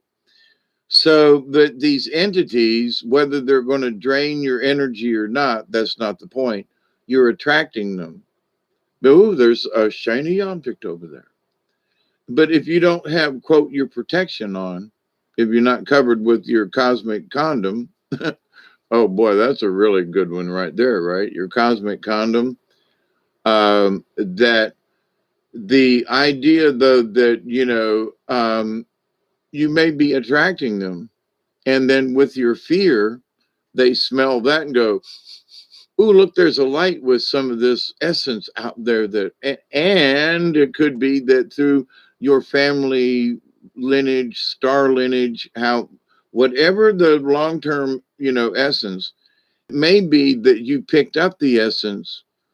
One of the stories is that back when I was a kid, when they, as Catholics, they were like, how did you get it? How did you get your navel? How did you get your belly button?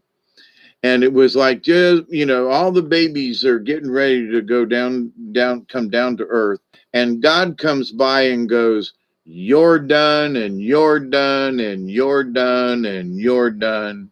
And that's where our belly buttons come from. Now, with that said, it could be that depending on who's saying you're done, you're done, you're done, is that that's where you get that last bit of essence, that becomes a part of you. And some of those essences aren't the God that we're thinking of. It's your lineage may have come from literally a clone factory from a Star Wars thing, and it was Darth Vader going, "You're done, and you're done, and you're done." You know, and you don't really have a choice in that because it was made before you got here. But in the grand scheme of the universe, regardless of what essence you have, everyone has the opportunity to develop, accept, receive. And I missed the 20 mark again. But anyway,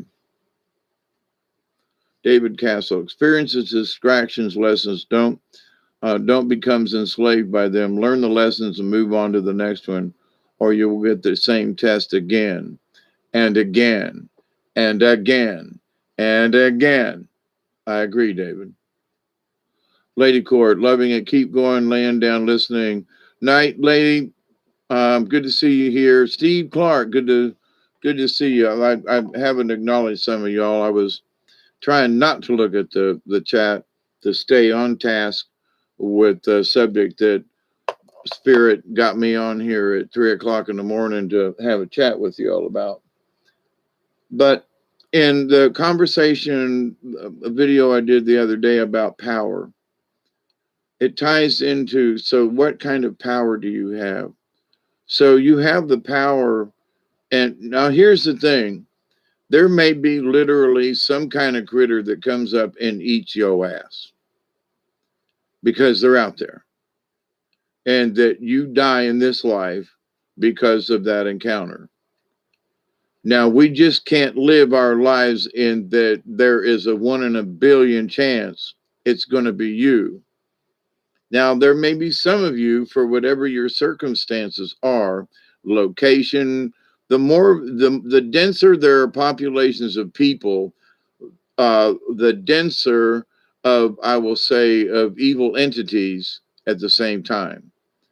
Because, ooh, look, free food, out in the country, things are more sparse. It don't mean that they ain't out here, let me tell you. But you have to be able to develop your own armor. And it isn't about defeat. If you think, well, I've got the armor of God, okie dokie, that's a good start.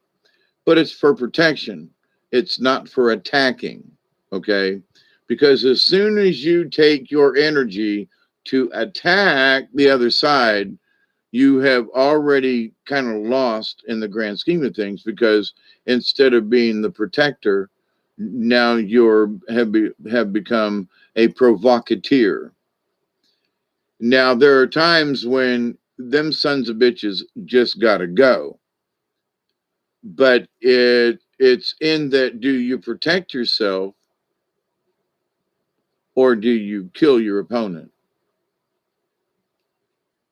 Now, in the spiritual realm, sometimes, but I'm gonna tell you, you're better off to be very protective, to be able to stave off the blows of whatever is coming your way.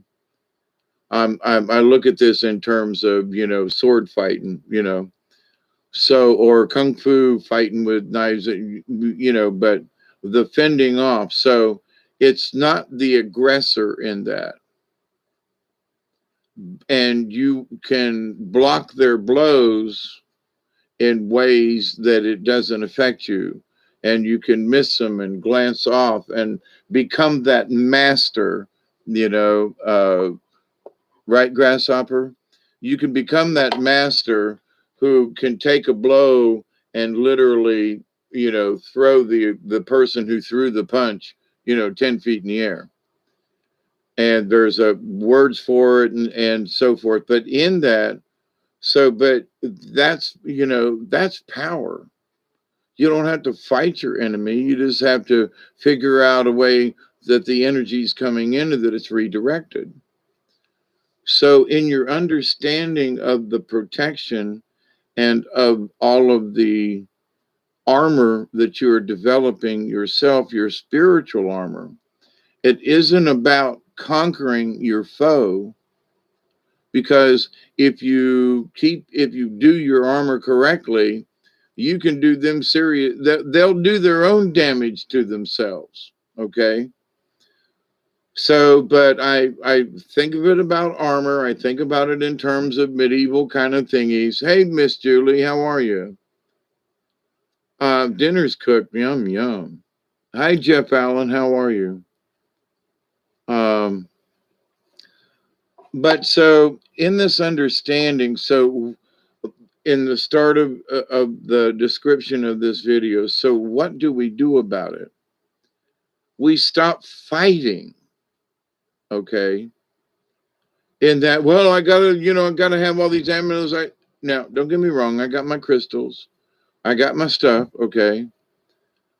But if you're so worried that those are the things that are going to protect you, you may be mistaken, because some of those things, because you put them around you for protection, are actually kind of guiding some of these things in.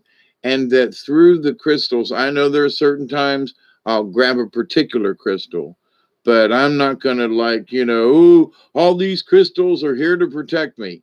Now, I got a bunch of crystals around the house, and their purpose is to protect here. So I believe in both of these, but my point is, I do not, it's not the dependency upon the rock itself. The rocks and the crystals and the prayers and the candles or whatever, or the sage these are tools to help us with ourself. Because and in a way, you can't become cocky, because that's what happened to me. I've attained this. I'm doing ceremonies, and I can see, and I'm here to protect. And they just, like like a pinball machine. Boom, bang, bang. They batted me all over the forest back there. And so this was a really hard lesson for me to learn. But for you, listen to my little story here that I have told about this many times. For those of you who've been around, please pay attention and understand it. Keep your energy within your area. Whether you draw circles on paper and write stuff in it about what you accept and don't accept, that helps. If you just know these things and you don't want them in your circle, that's enough. If you're aware of these things and, but it isn't about, if there's a bad entity in your house, go, okay, you know, you stay over there. That's all I'm saying. Just stay over there. I will defend myself. I'm not going to chase you down. I ain't going to kill you. But, if you come over here, we fixing a fight. I will defend myself. So defending oneself in however you see it in your mind's eye, and paint a picture in your head, okay? If you have to think of a kung fu movie or an old swashbuckler pirate movie, swords and whatever, picture it, because you have to be able to understand it, not just, well, I'm projecting this thing. No, draw a picture in your head and watch that movie. You be the knight in shining armor. And you don't have to attack anybody, because if they're coming at you, hold up your shield, block it. Now, if it's so GD bad, then kill the damn thing. But in the idea of what can we do, the more strength that we put in our armor is potential. It's potential energy, right? But if we're slashing and going off over here and we're doing these things, we're expending that energy from our core. Okay. So it's not that we become so much internal, it's that we understand that maybe we may be in a spiritual way flailing our arms about with a sword and a shield, and we're doing all this stuff, when maybe what we need to learn to be is stoic, like a huge Viking. And all he needs to do is just stand there with his shield and sword, and nobody's going to muck with him. You know what I mean? He's an imposing figure. Okay. He doesn't have to do anything or say anything. People are scared shitless over a 6'6", 280-pound Viking. You know what I mean? Just saying. So in the spiritual realm, it's not about how we fight, but how our energy. So if you picture yourself as a 7-foot tall Viking with armor, and that's all you really have to be, yeah, there can be slings and arrows and outrageous fortune. Anyway, how that got slipped in there. Anyway, the idea though that so when we work on our armor, and the more we learn about ourselves, the more we learn to control our emotions through the fear and everything I talked about an hour and a half ago. Uh, and I can't believe it's 2 hours and I'm still on the subject, but brush off the fear. Yep. Raise your frequency and they cannot touch you. However you want to look at it, okay? But understand the battle against them is to be strong with yourself, and to be careful not to be pulled into, well, I'm going to chase them away. I'm going to ward them off. Well, you can light some sage or some incense and just speak out loud. And I do this all the time, quite frankly. If there are any negative energies that are nearby, if there are any entities nearby, if you're friendly, come on in. If you're on the fence, you're welcome, as long as you keep the negatives away. And if you're negative, you're still welcome, but I would wish you stay off at a distance. So even the nasty ones are welcome, because then they go, well, wait a minute, if I'm welcome, that takes all the fun out of it. But in the honoring of all things, I say, there are times when you can feel there's just something nasty in the air, right? The hair comes up on the back of your neck, right?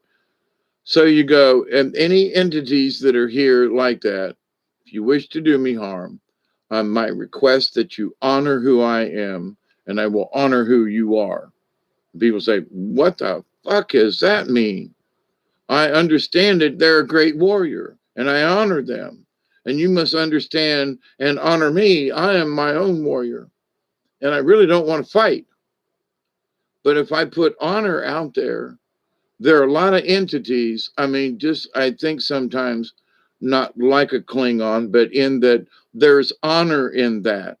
So show a warrior honor. And if they're here to pick a fight with you, then they're a warrior of some, And now there are some of those entities that just don't give two fucks about that. Okay, I'm just here to tell you. But then there are those that though would just stop and go, wait, he just honored me for being a warrior. I'm fixing to kill his ass. I'm just saying, they could just look the other way and go, he ain't worth it. I'm going after something else. So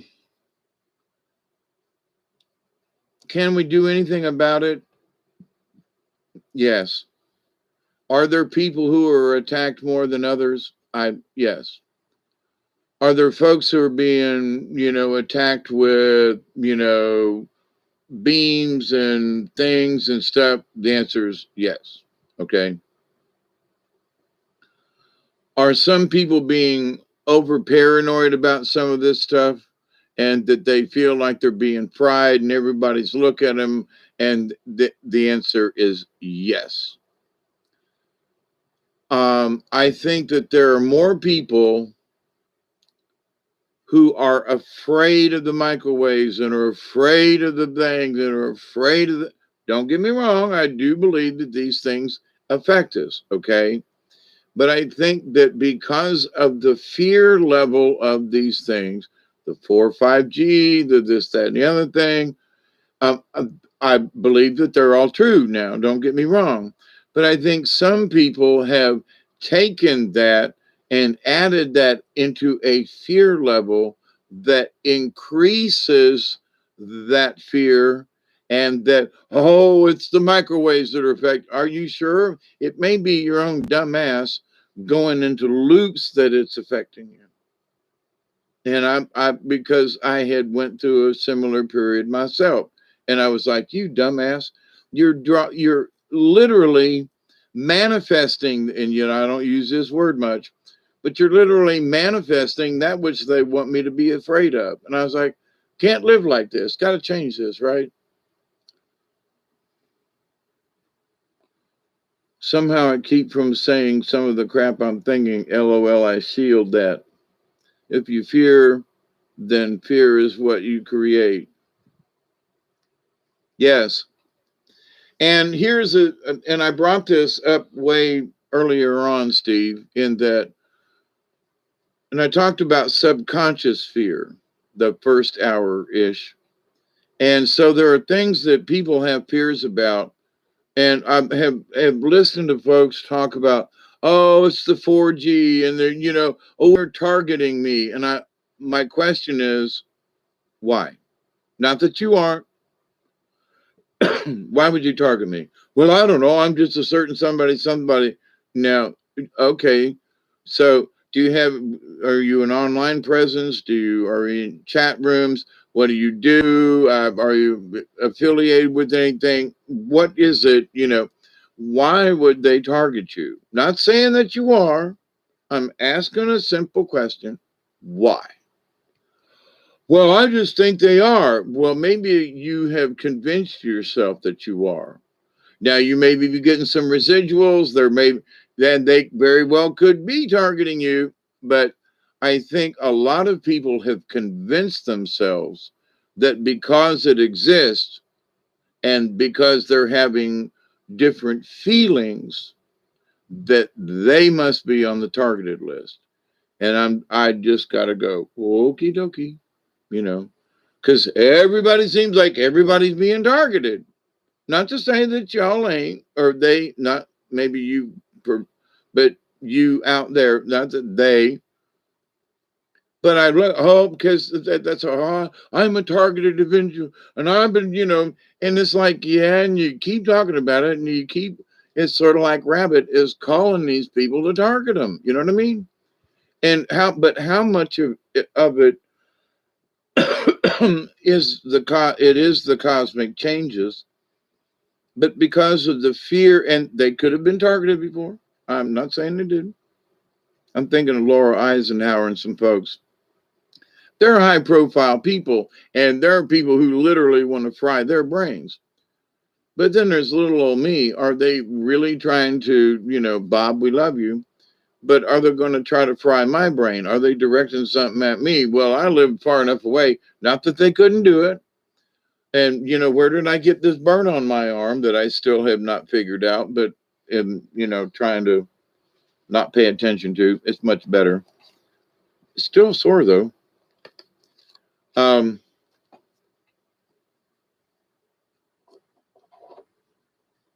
like I brushed up against something. But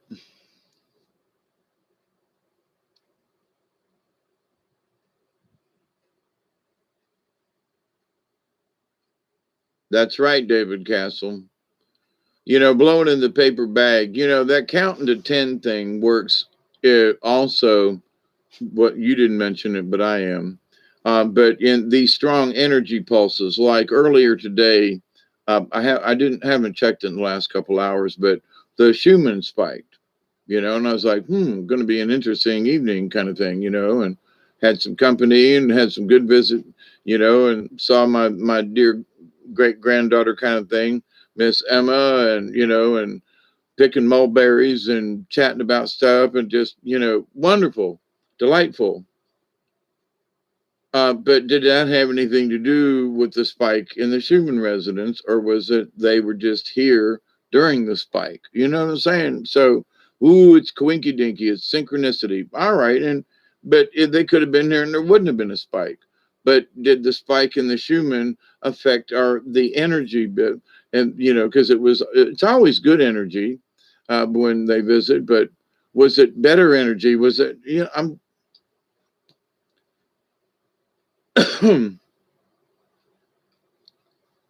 So each of us, our energies affects the other person. But if we get a strong burst of energy, and I realized that in my past, I was on a lot of medications for being crazy, bipolar, this, that, and the other thing. I was way back in the day when they were prescribing lithium for everybody, And I'm here to tell you, I have been some strange places with the drugs that they gave me to control my brain that was going to strange places. It just made the places even stranger that I went to. Um,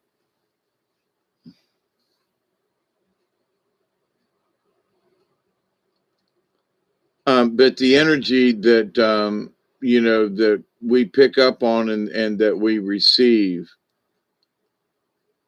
changes. So I actually was seeing things. I actually was hearing things. But, they wanted me to be honest about, well, do you hear voices? And I looked at them and go, now, you want me to tell you the truth or you want me to bullshit you? Well, we want you to tell us the truth. And I'm okay.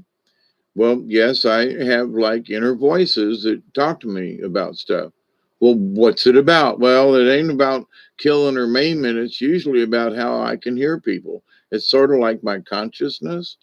And it's sort of like, I don't know, I feel like there is an angel around. You mean you have these? Well, you must have this bipolar. No, listen to me. I'm trying to tell you, these are good folk, they're not telling me to hurt anybody.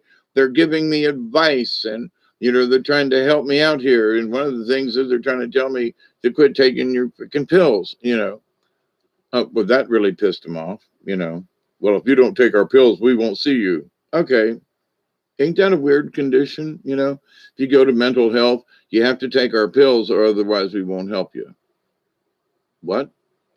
Yeah, I don't go to mental health anymore. And much better for it.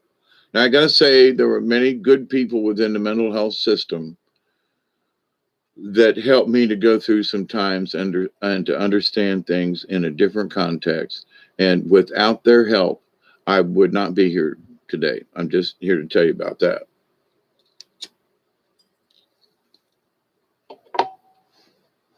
So I've chased my own demons, and I've had demons chase me. I've had people literally conjure up demons to attack me. A couple of instances, and me and my shaman friend, when I was going through training, there were literally some witchy ladies who were conjuring up spells and doing rituals against the both of us. It was not nice. It was not pretty. And the residuals held on for quite a while. But during that, I learned that you cannot fight it. As far as defeat the opponent, ain't going to happen. But if you stay strong in, they can't defeat me, they're going to have a hard time beating me. They can, hack on my armor all they want to, but I'm strong. And it can't be egotistical. You're not better than them. Because if the ego tries to come out in that, whatever it is, I'm better than you, don't go there. I'm just telling you, because you may not be. And to those spirits, they will see the arrogance. They saw it in me. Because, like, I'm strong enough to take you on. Bap, bap, bap, bap, bap, and you pick yourself up in a lump, down in the edge of the swamp. You go, how the fuck did I get down here? And they were like, ha, ha, ha, ha, ha. You thought you could take us on, you little wimpy little shit, you. And I was like, so they taught me respect. They taught me that if they wanted to kill me, they could, and destroy me, and nobody would ever find my body, kind of thing, down in the swamp, but I've also learned that I have good spirits who are keeping an eye on me too. So, and I'm always grateful for that every moment. And what my spirits taught me was like, don't pick a fight, don't show any arrogance, just be strong, just believe, believe, believe, believe that you are strong as who you are. You don't try to be something else or to be more than you are. But if you believe that you are strong, not necessarily invincible now, but, I am a rock, I am an island, So, but in that, if I feel like I'm being attacked, then I just envision I'm in this, I'm protected by a shell. And that whatever's coming at me, just going to stay in my shell. And for as long as I feel attacked, I'm just not going to worry about where it's coming from, who, why, none of that. I'm just going to make sure that my energy is simply in maintaining the shell, the protection. So if somebody's attacking me, okay, don't care. But my armor goes up, if you're a spaceship, it's your, the force field, So, but we all have it. It's called our auras. And if we learn that we can control it and that it's ours, other people do not have permission to reach and fiddle with our auras and stuff. And it's us to accept, reject any other entity that wants to, energy wise or otherwise, get in our, I don't want to say confined space, but you know what I mean. So, but anyway, there are ways to deal with it, but for the Grand Master who's a grasshopper, it isn't about the violence that we return. It is about repelling that which is striking against us. Did you catch that?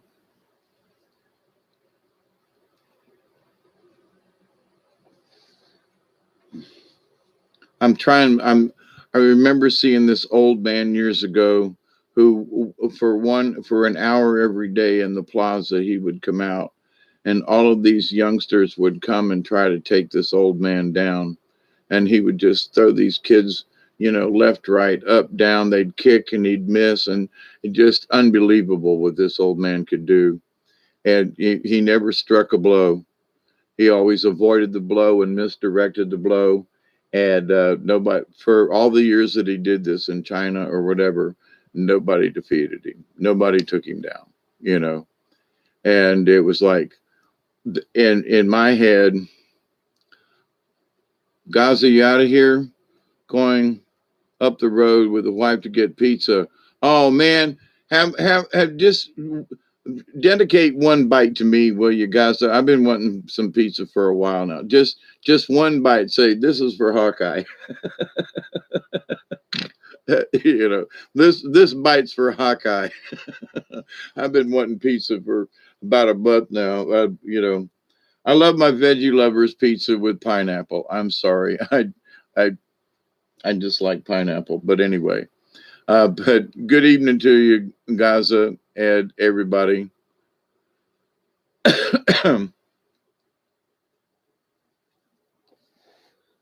So and I'm going to wrap this up here, but the idea though that if we think about, you know, using the animal cards about rabbit, do we call this fear upon us?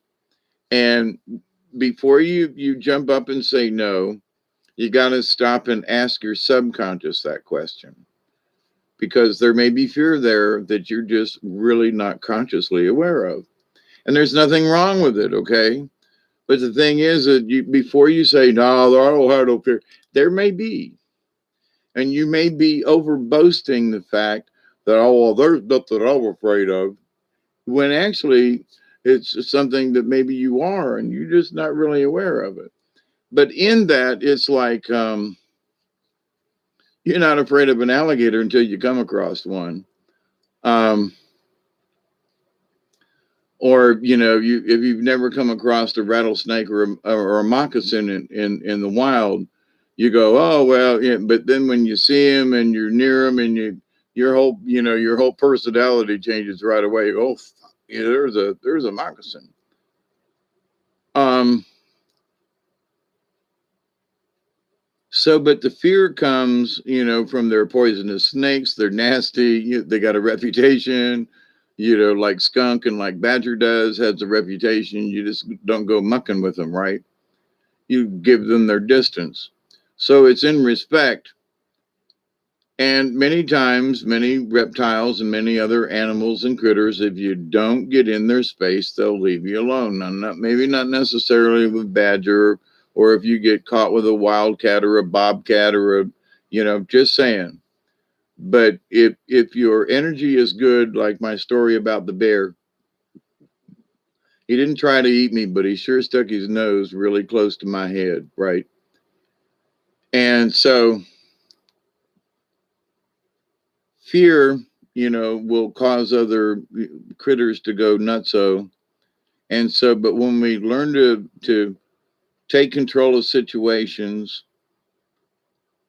are like squirrel, we're the Boy Scouts. We are prepared. So we prepare emotionally for things and say, whatever comes my way, I don't know how I'm going to deal with it, because that's an honest statement, but I will deal with it.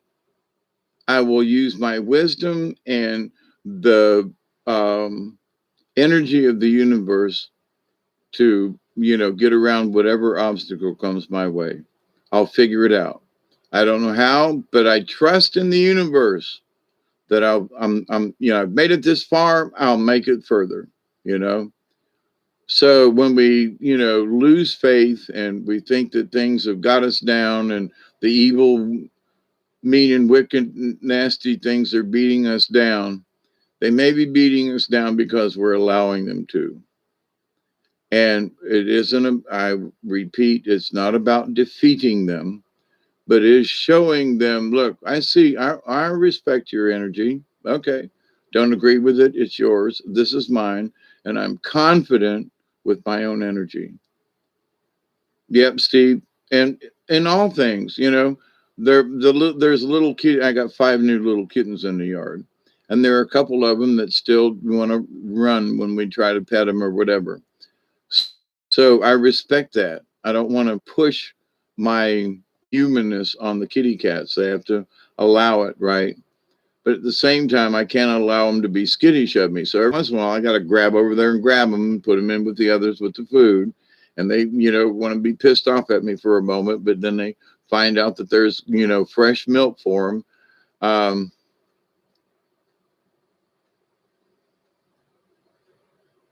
Never jumped and skipped that high in your life.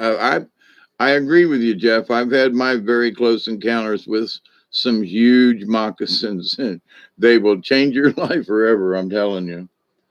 There's this one guy that's got a channel and he does some outdoor stuff and things, and he was showing this moccasin real up close, and I put in the chat in his comments, I'm like, man, you are way too close to that moccasin.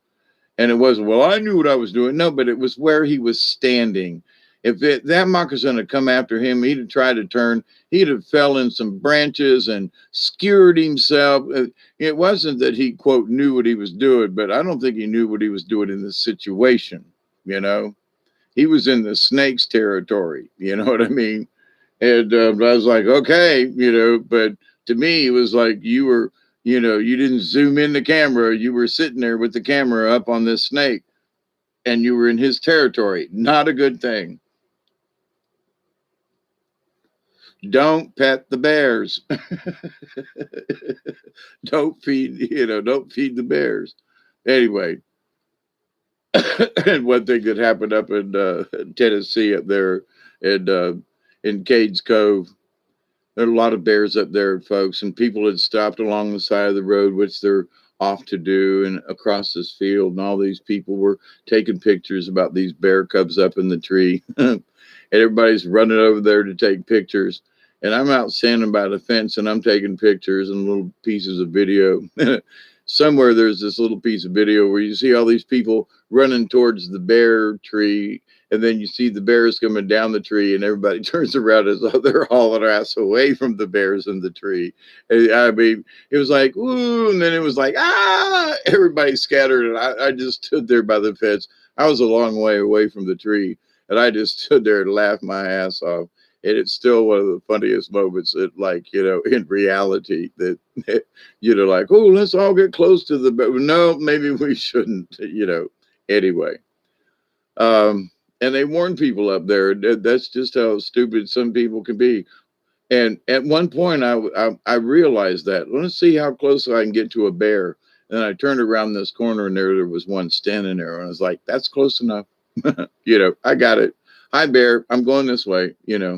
Let me take your picture as I'm backing away. Thank God it was a smaller one. But anyway, the bear's going in and out of some of the camps up there. But so everybody's running to go take a picture of the wild animal, and then ran like hell. I'd be just saying, kind of shows. Have no fear, but how many people would have stood there and let the bears come down out of the tree and not run? You know what I mean? There's being stupid, but anyway. But in the respecting of the critters and the animals, spiritually, physically, you just have to be able to say, listen, I know who you are. I see you over there. I respect you. And I'm not going to poke you in any way, shape, or form. I'm going to give you your space. And that just goes with anything in nature. There are some people you just keep your distance from. And if you go poke them with a stick or something, they're going to get pissed off and slam your head against the wall. Now, have enough sense, don't go poking them with a stick, But anyway, but in the idea of fear, I do think there are people who are calling fear to them. And because of their fear, they're calling some of these entities to them. And again, I'm going to reiterate, it's not that I don't think that these things are real, but I think that in some way, because why are they, I go back to the question of why are these entities bothering these people to begin with? And some of these people are not very strong. So is it because they don't have faith in themselves that they're being attacked? Do they don't have enough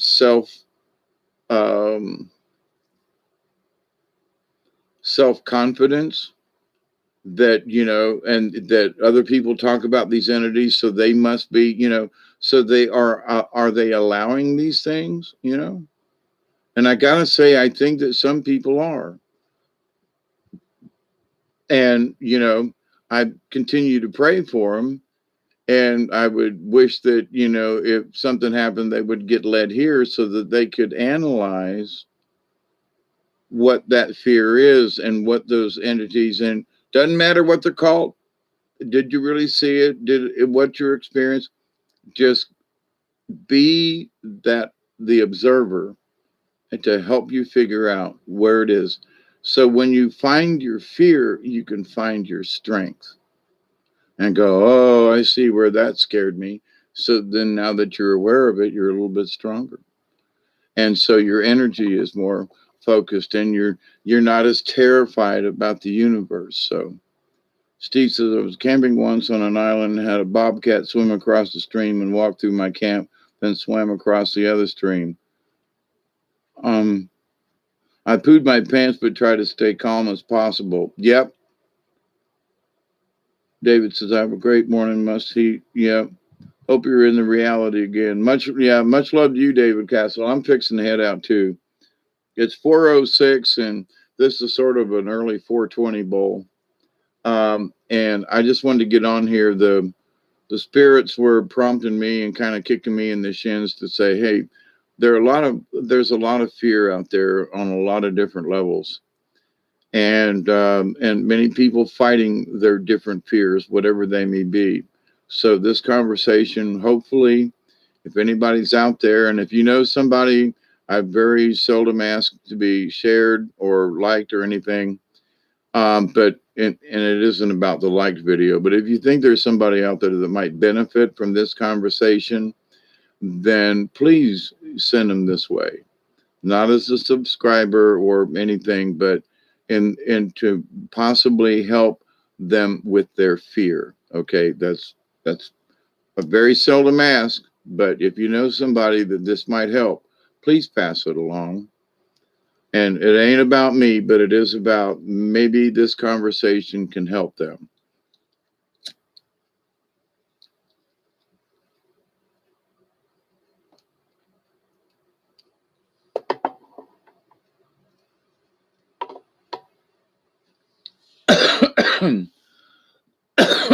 So, ooh, that was a good one. That was some tangy right there.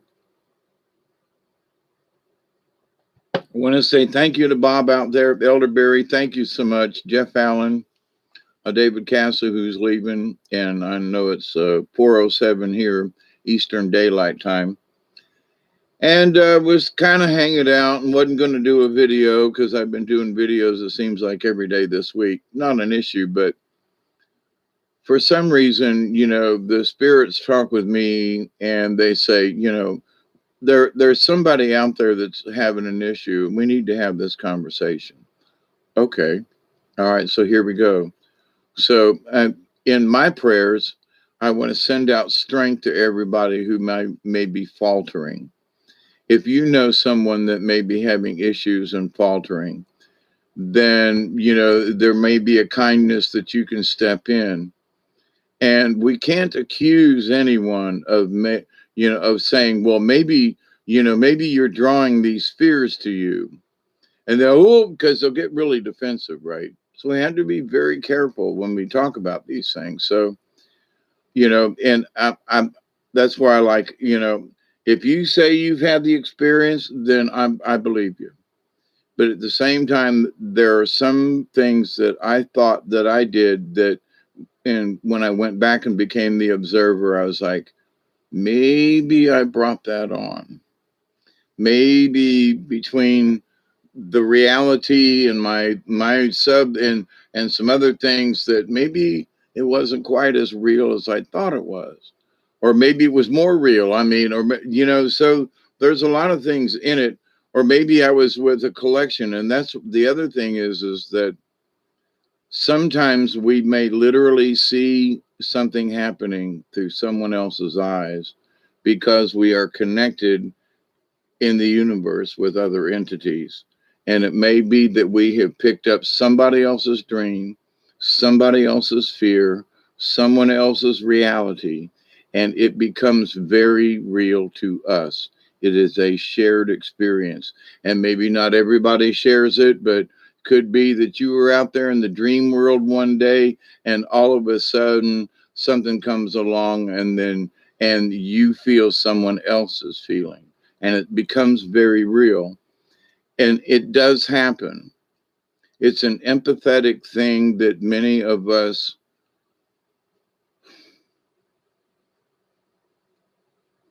I will say, those of us who are dedicated to learn more about spiritualness, okay, and that we become more aware of certain things than other people do.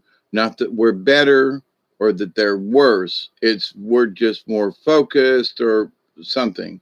We're just more aware. So, but in that awareness, though, we have to be able to be honest with ourselves and go, wait a minute, that could have been a possibility. I could have been seeing someone else's dream or reality. Or no, God damn it, it's mine. You know, and this isn't about an argument as to whether or not it was true or not. Because you felt it, you have these emotions, something happened, okay? I'm agreeing with you. But maybe because of these different realities and different levels of the spirit, of the conscious and the subconscious and other crap going on, was it really you? You did experience something, that part, but was it you, your experience? Just ask that question and be honest before you just make up your mind and go, oh, yeah, it was mine. Calm down. You felt it. There's emotion there. I get it. But was it yours? Maybe you're so psychic in another area, you're picking up somebody else's energies. And it's very real, it's very possible, and we have to add it to the equation. So, and it could instill a fear in us that we may not have had previously. But the more we become more spiritually aware, the more our energies and our frequencies and all of the above. So, but in this fear and in this, we just ask yourself the question, because higher minds need to ask these things: was it my dream or did I somehow share someone else's? Hmm. You don't have to believe me, but if you want to understand things on a higher level, then you gotta go into these other critical idea thoughts that are above and beyond other folks's. They're not going to stop there. They're going to, oh, it was my dream, but I felt okay, all right. But at some point, um,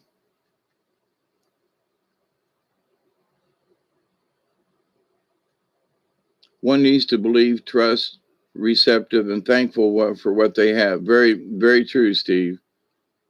Someone else's inventions.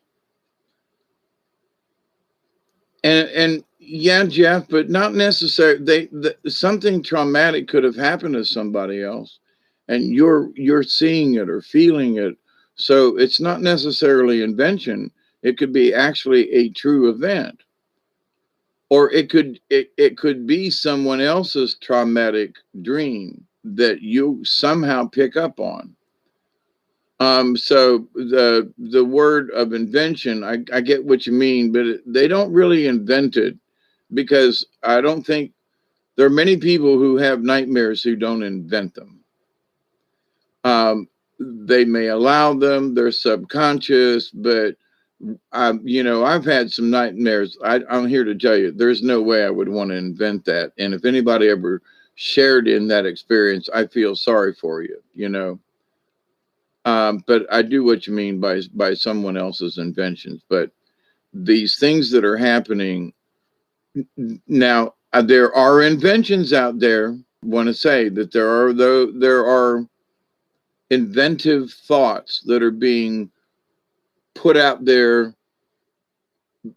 in the ether, if you will.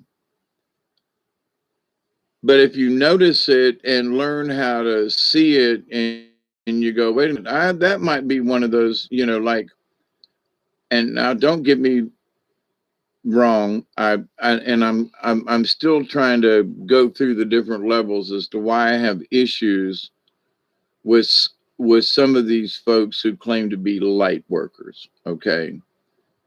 And trust me, I've listened, I've paid really close attention for many years, considered myself a light worker, and then something changed in me, and I went, wait a minute.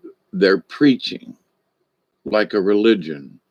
In the meditating, and you will meditate and you'll see this light and that light and something else. And Brian and I talked about it in I was like, I've been meditating for years and I really feel connected to to nature and so forth. But I was talking to him about this and I said, I don't see the colors. And he goes, me neither. And I thought I was doing it wrong. And I was like, some of us don't see what these other people are imagining. Well, you go into a blue light and then a yellow light, and then you transfer and you feel all this light all around you. And I was like, and I would go through some of that stuff. And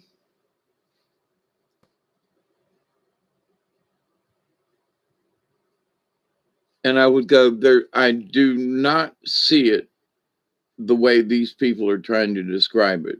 And years ago, back when I was learning transcendental meditation and all these things, and it's like, well, you come to us and we will give you this secret word.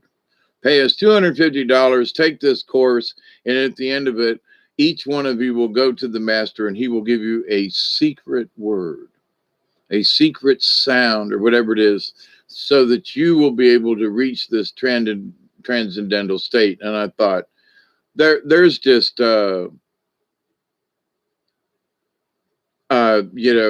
anyway, so I was like, so secret word, well then if it's so secret and I got to pay $250 to hear it from you, this just seems like a racket. But a lot of people that I know that went into transcendental meditation, I was like, listen, do I need a secret word to be able to do that?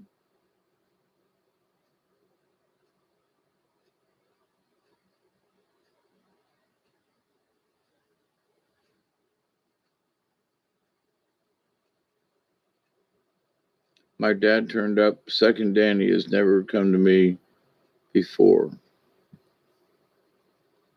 You talking about dream or something, Julianne? Now, each one of these experiences, there are things and visions and stuff that I've had, and I just sit back and go, there are still some things I don't understand, that I've had years ago. But some of the fear things that's going on. But we have to understand, though, that in this realm of things, all the answers are in the void, as the cards say. All the answers are in the great mystery.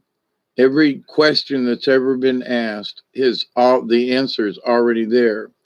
So if we're so cyclically tuned to the great mystery, then maybe we've picked up somebody else's stuff. I know that there are many of us are so empathetic that I absolutely believe you learn to meditate, listen to the clock tick. That's a good way. It's anything with a good rhythm, like a metronome,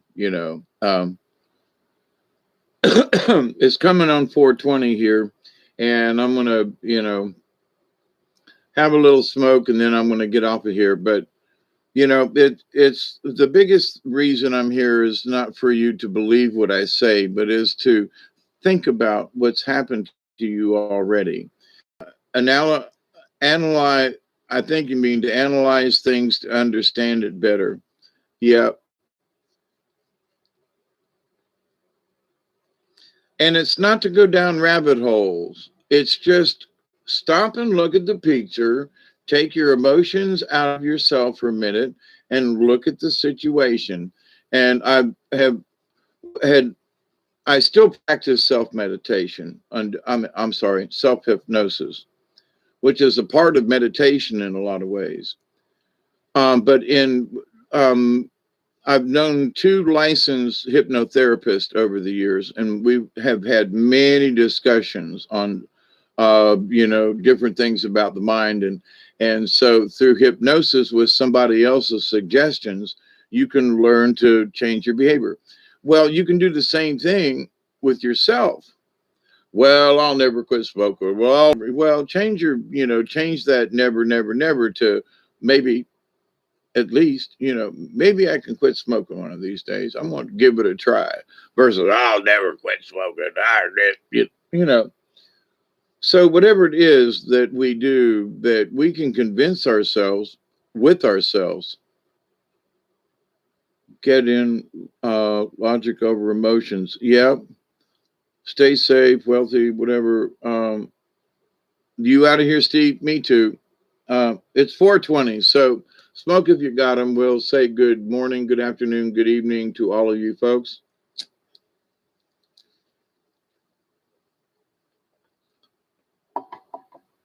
As the mouse cards say, we need to scrutinize, but we need to be careful that we don't over scrutinize. We just need to keep it, um, what is the underlying cause of our fears? Well, it scared me. Okay, but why? Well, it's not about right or wrong. But the analysis of it is to not be critical either. Well, you shouldn't be scared of that. It ain't about that. So many people say, well, I gotta.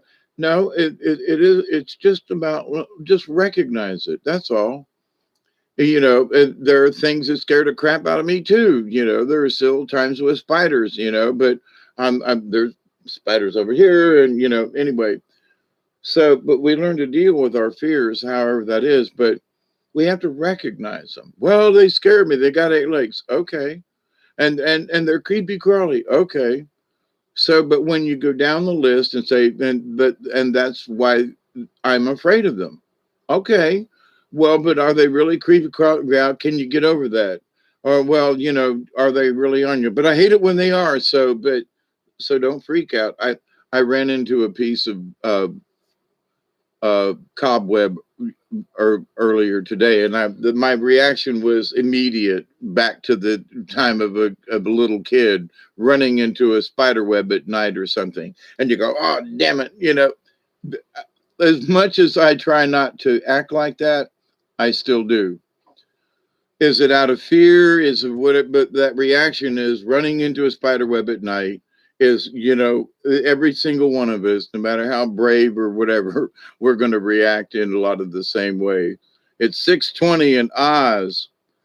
Yeah, never say never. There you go. Um,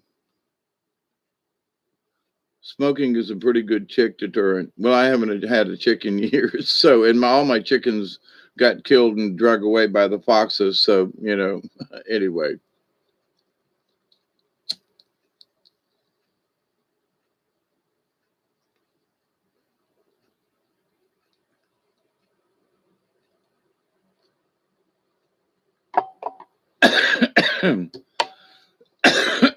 So it's PM your time, right? Yeah, that's what when my son was 5, he was terrified of uh, pictures of bumblebees. Yeah, gets dark early now in the south. Does it really? Yeah, you're going into the wintertime there, right? It's your fall time down there, Julianne, while it's our spring here. And just got to say, and talking a little bit about spring, I was up on the hill and checking the blueberries, and oh my God, the rain we had the other night. Some of these blueberries, and they're wild blueberries, so they're not near as big as regular store-bought blueberries. But oh my God, did they get bigger and plump and sweeter? And where I hadn't noticed a few days back, there are a lot more green ones in the background. And I was like, whoa. So not all the plants, there are some of them that most of the berries have turned, dark.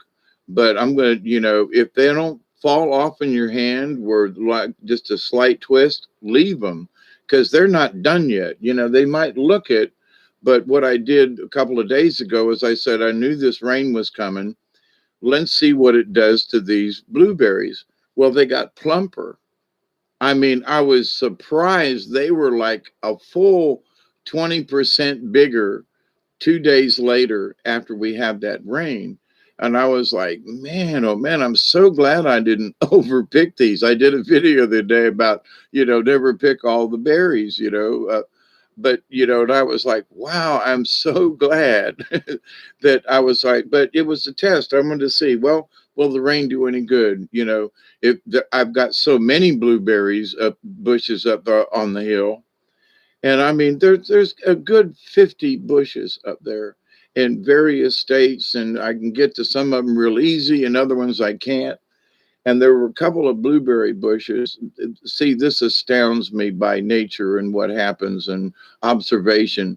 And I wonder because now that I'm going by the bushes and giving the bushes attention, that they're producing better berries for me, where there's some of the bushes back over in the corner that I can't get to. And there was two or three bushes that are, I have, I have an old driveway that comes down one direction that I walk. And then there's my driveway. And so as I'm walking along it, there's these berry bushes in different places. And I was like, there was a couple of bushes I saw a couple of days ago, and it was like, there were just a couple of berries on them, and they were kind of small, but they were sweet. And I didn't notice any green berries on them or anything like that. So a couple of days later, I hadn't walked down there yesterday, I think, and the day before it rained. But I walked down there today, and I'm like, where did all these berries come from? The berries that didn't seem to have anything on them are now loaded with green berries. And so it's like, but I stopped and I talked to this bush. I stopped and talked to that bush. And so it's like where I thought the blueberry season would be over now, because, the ones that I had seen, most of them were plump and I'd picked them. There are more berries out there now than there were before. Now, is that because then I'm paying attention to them, or would they have done it anyway? I don't know, but it's an observation, because a couple of the bushes, I was like, well, maybe next year you guys will put out some berries, you know, and, it's just downhill from some of these others that are full of, so some of them are ripe. Whole bush will be ripe, and have berries on them, and a bush right next to it or 20 feet away, not a berry on it. But now today in my walk, this one's overripe. The berries were like huge. I was like, my God, I can't believe how big these wild blueberries are. When I saw how much bigger they were, I was like, now this is worth cleaning up for. If they all stayed these really tiny little things, but when they started getting bigger, I was like, oh, ooh, this is worth, collecting kind of thing versus just munchie on for a walk. But yes, I still talk to him. I thank him, Witch Moon's out here. Thank you. Blessings. Good to have y'all in here. But so yeah, I talked to him and I thank him. The mulberry tree. It was so great seeing Emma out there though. She was going out the door and I was like, I'm going. Me and Doug are going out to the mulberry tree. I said, okay. And I said, wait a minute, where are you going? She goes, what? And I had a plastic bag and I said, aren't you going to take a bag with you? And she, thank you. And like, yeah, I was going to ask you, but thank you. She came back in with just a few. And I said, what are you going to do with them few little, go pick you some while we got them, right? And so she's sitting here, we're having conversation, and she's picking them out. And she looked at me and she looked at the bag and she looked at me and she goes, I guess I should have picked some more. I'll go back out. So it just tickles me. That's all. But the blueberry thing though, and talking to the plants and thanking them, and um, I always hope that it just helps, that as to whether or not the plants are actually reacting to me in a way that they're actually going to produce more berries simply because I'm paying them attention. Now, I don't know about that, but I do know that talking to the plants and so forth is, respect and everything. Good night or morning, wherever you are. Yep, I'm fixing to get off, Teresa, but I testify that plants are truly sentient. Tell me I'm wrong. No, we ain't gonna tell you you're wrong. But anyway, so it's just an observation on my part about spiritual energy and so forth. But it's as an observation of watching the blueberries. I just scratch my head and go, these bushes have been up here. I haven't been paying them attention. Now that I'm making trails between them and stuff, and tomorrow I'm going to make more of an effort to get to some of these other ones, simply because after this rain and they have increased um, in size, and it's going to be cooler tomorrow, and tomorrow night it's going to be like in the upper 40s, which is interesting for the middle of going into the middle of May down here. But that's just going to increase the sweetness of the berries, and it'll be nice and frosty. As my friend said today, just tickled the crap out of me. But anyway, uh, and so where I thought I needed to pick sooner, I actually need to withhold another day or so on some of the berries. And but anyway, it's really health. Love you too, Teresa. Uh, yeah, they listen. I know they do. But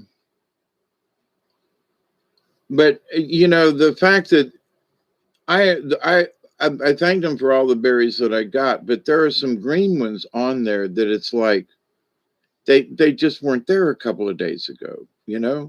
The sassafras tree that I have been talking about has grown up this tall since I've been talking about it. I mean, the bigger one, it's literally has gotten this much bigger. I haven't done anything, just say hi to it every time I go up and down the driveway. And I make a point to go up there and say hi to it every time, come on, Duggar, let's go for a walk. Let's go check the mail or drop some garbage up at the top of the hill, whatever it is, but an excuse to go up the driveway, right? But actually, it's that if I go up the driveway, the excuse is I'm going to take garbage or something's going with me, But anyway, I have strawberries in the backyard, and there's not a one straw. I have strawberry plants, and not a one strawberry on them. But the mulberry bush tree, oh my God, the blueberries all over the place, oh my God, strawberries right in my backyard, not a one strawberry. The plants look great. There's not one strawberry, no flowers, no strawberries, not one. And like, okay, you know, I don't know why. Don't know why.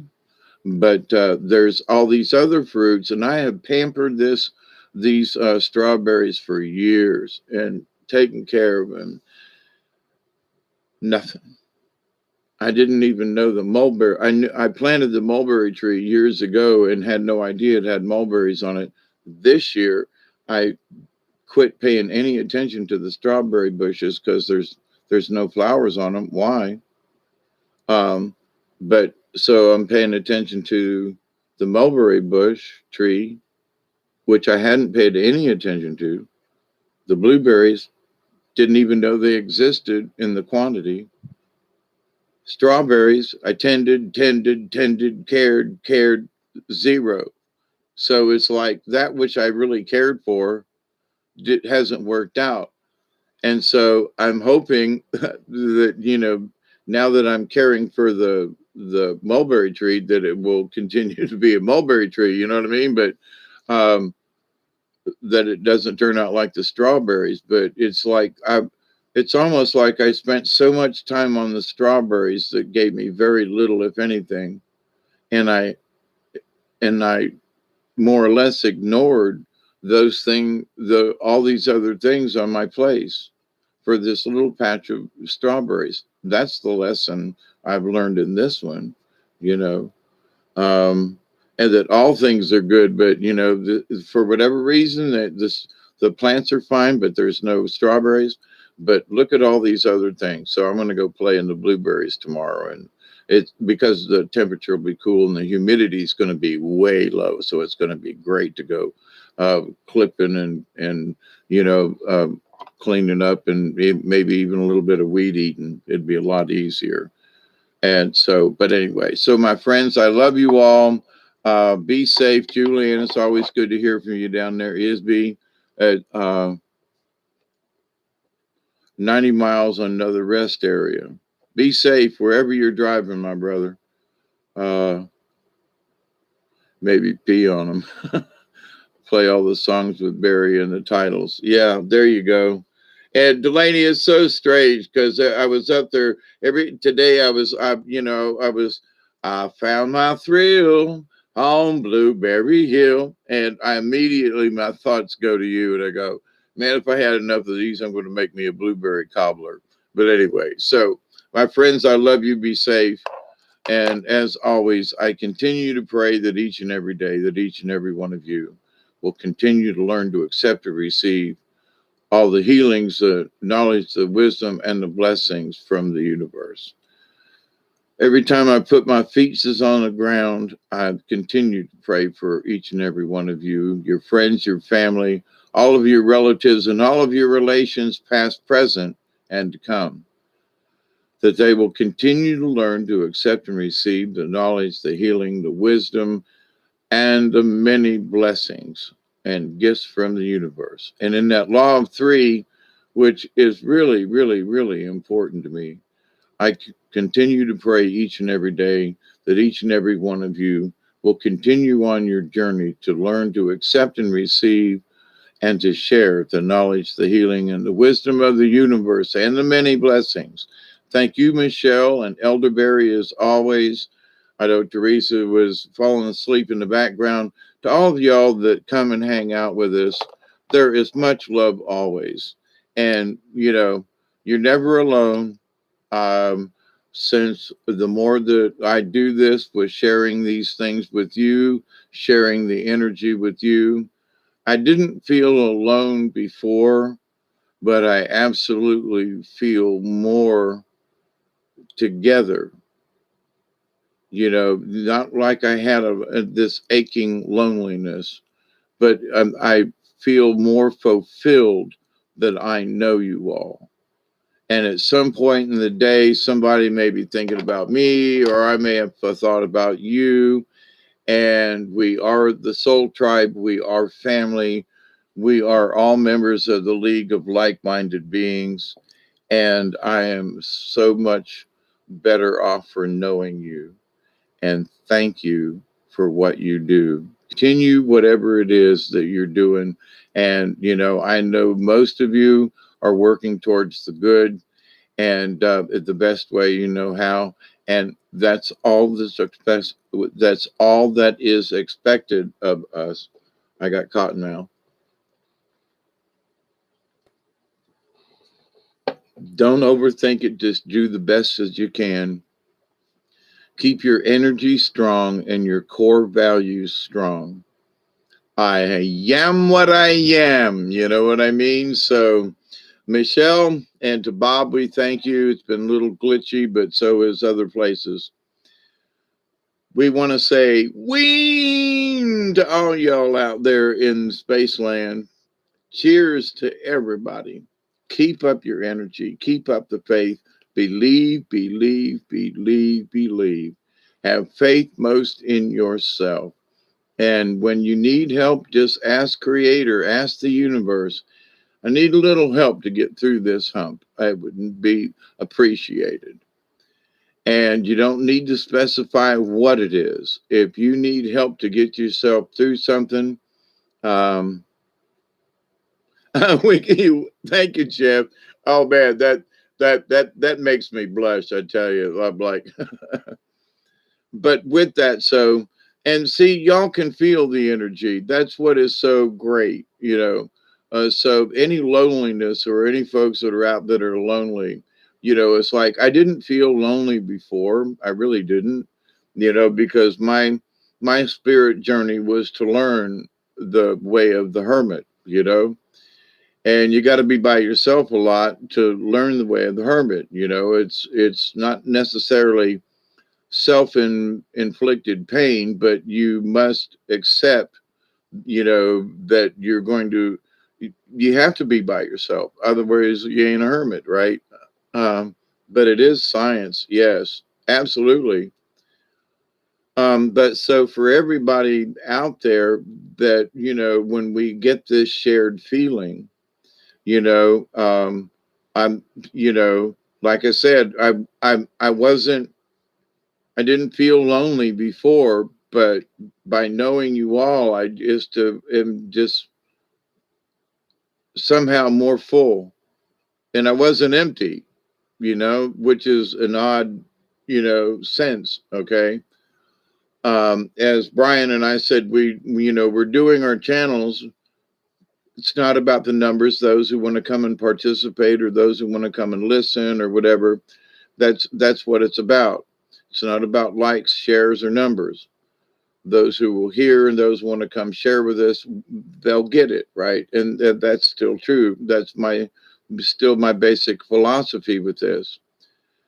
And you know, to share craziness, you know. But in knowing all of you and in having known Brian, never met him, but knowing Jeff and Julianne and Delaney Pearl, my goodness, and Michelle, and, you know, and I was going to call Barry Ledbetter, and you Ledbetter, Larry Barry. I'm sorry, I got a little stoned on that last 420, but. You know, and I'm hoping, as many of you have kind of proved to yourselves, that for knowing each one of you and each one of you knowing the other person and this person and knowing that person, I know you feel more full than you did before. And whether or not that's what you were seeking, I know that you can say, yeah, I, for some reason I do. Not because of me, it's because of all of us, you know. But to the point, though, as we know each other, we feel, my life is more fulfilled. And boy, something just, whoa, that was some crazy, freaky shit right there.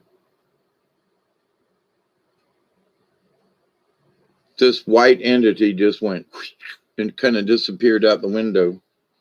It was in that, it was in this side of the glass, and then, wow, that was weird.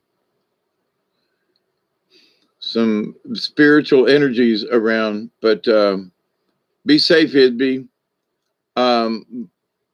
But being, just understanding that there are other folks out there that we, you know, in a way, it's sort of like in the old days of the CB clubs, you know, people would get on in the evenings, and the ham radio operators still do it, right? And there is that family of folks, you know, how you do it? I talked to such and such up in, you know, in Connecticut, and I talked to such and such, you know, and blah blah blah. So, but anyway, so but in that we are family, you know, like Sly and the Family Stone. So y'all be singing that on as we go out of here. We are family, do do do do do do. Me and my sisters and me, you know. Anyway, so we can all line up and do that. We are family, you know. Anyway, I love you. So that's the end of that, and thank you all. Okay. Joyce or Russ, good evening, good morning, good afternoon. We're out of here. We've been here for so long now. And Joyce, if you're just getting to us, we love you. Rewind this and know that we were having a good time up to this point. So until next time, my friends, Ween, thank you, Bob, for it was a little glitchy, but tell your cousins that, you know, straighten their act out. But anyway, so everybody, be safe. Lots of love, cosmic hugs. And like we say from South Georgia, TTFN. Ta ta for now, and keep it between the ditches.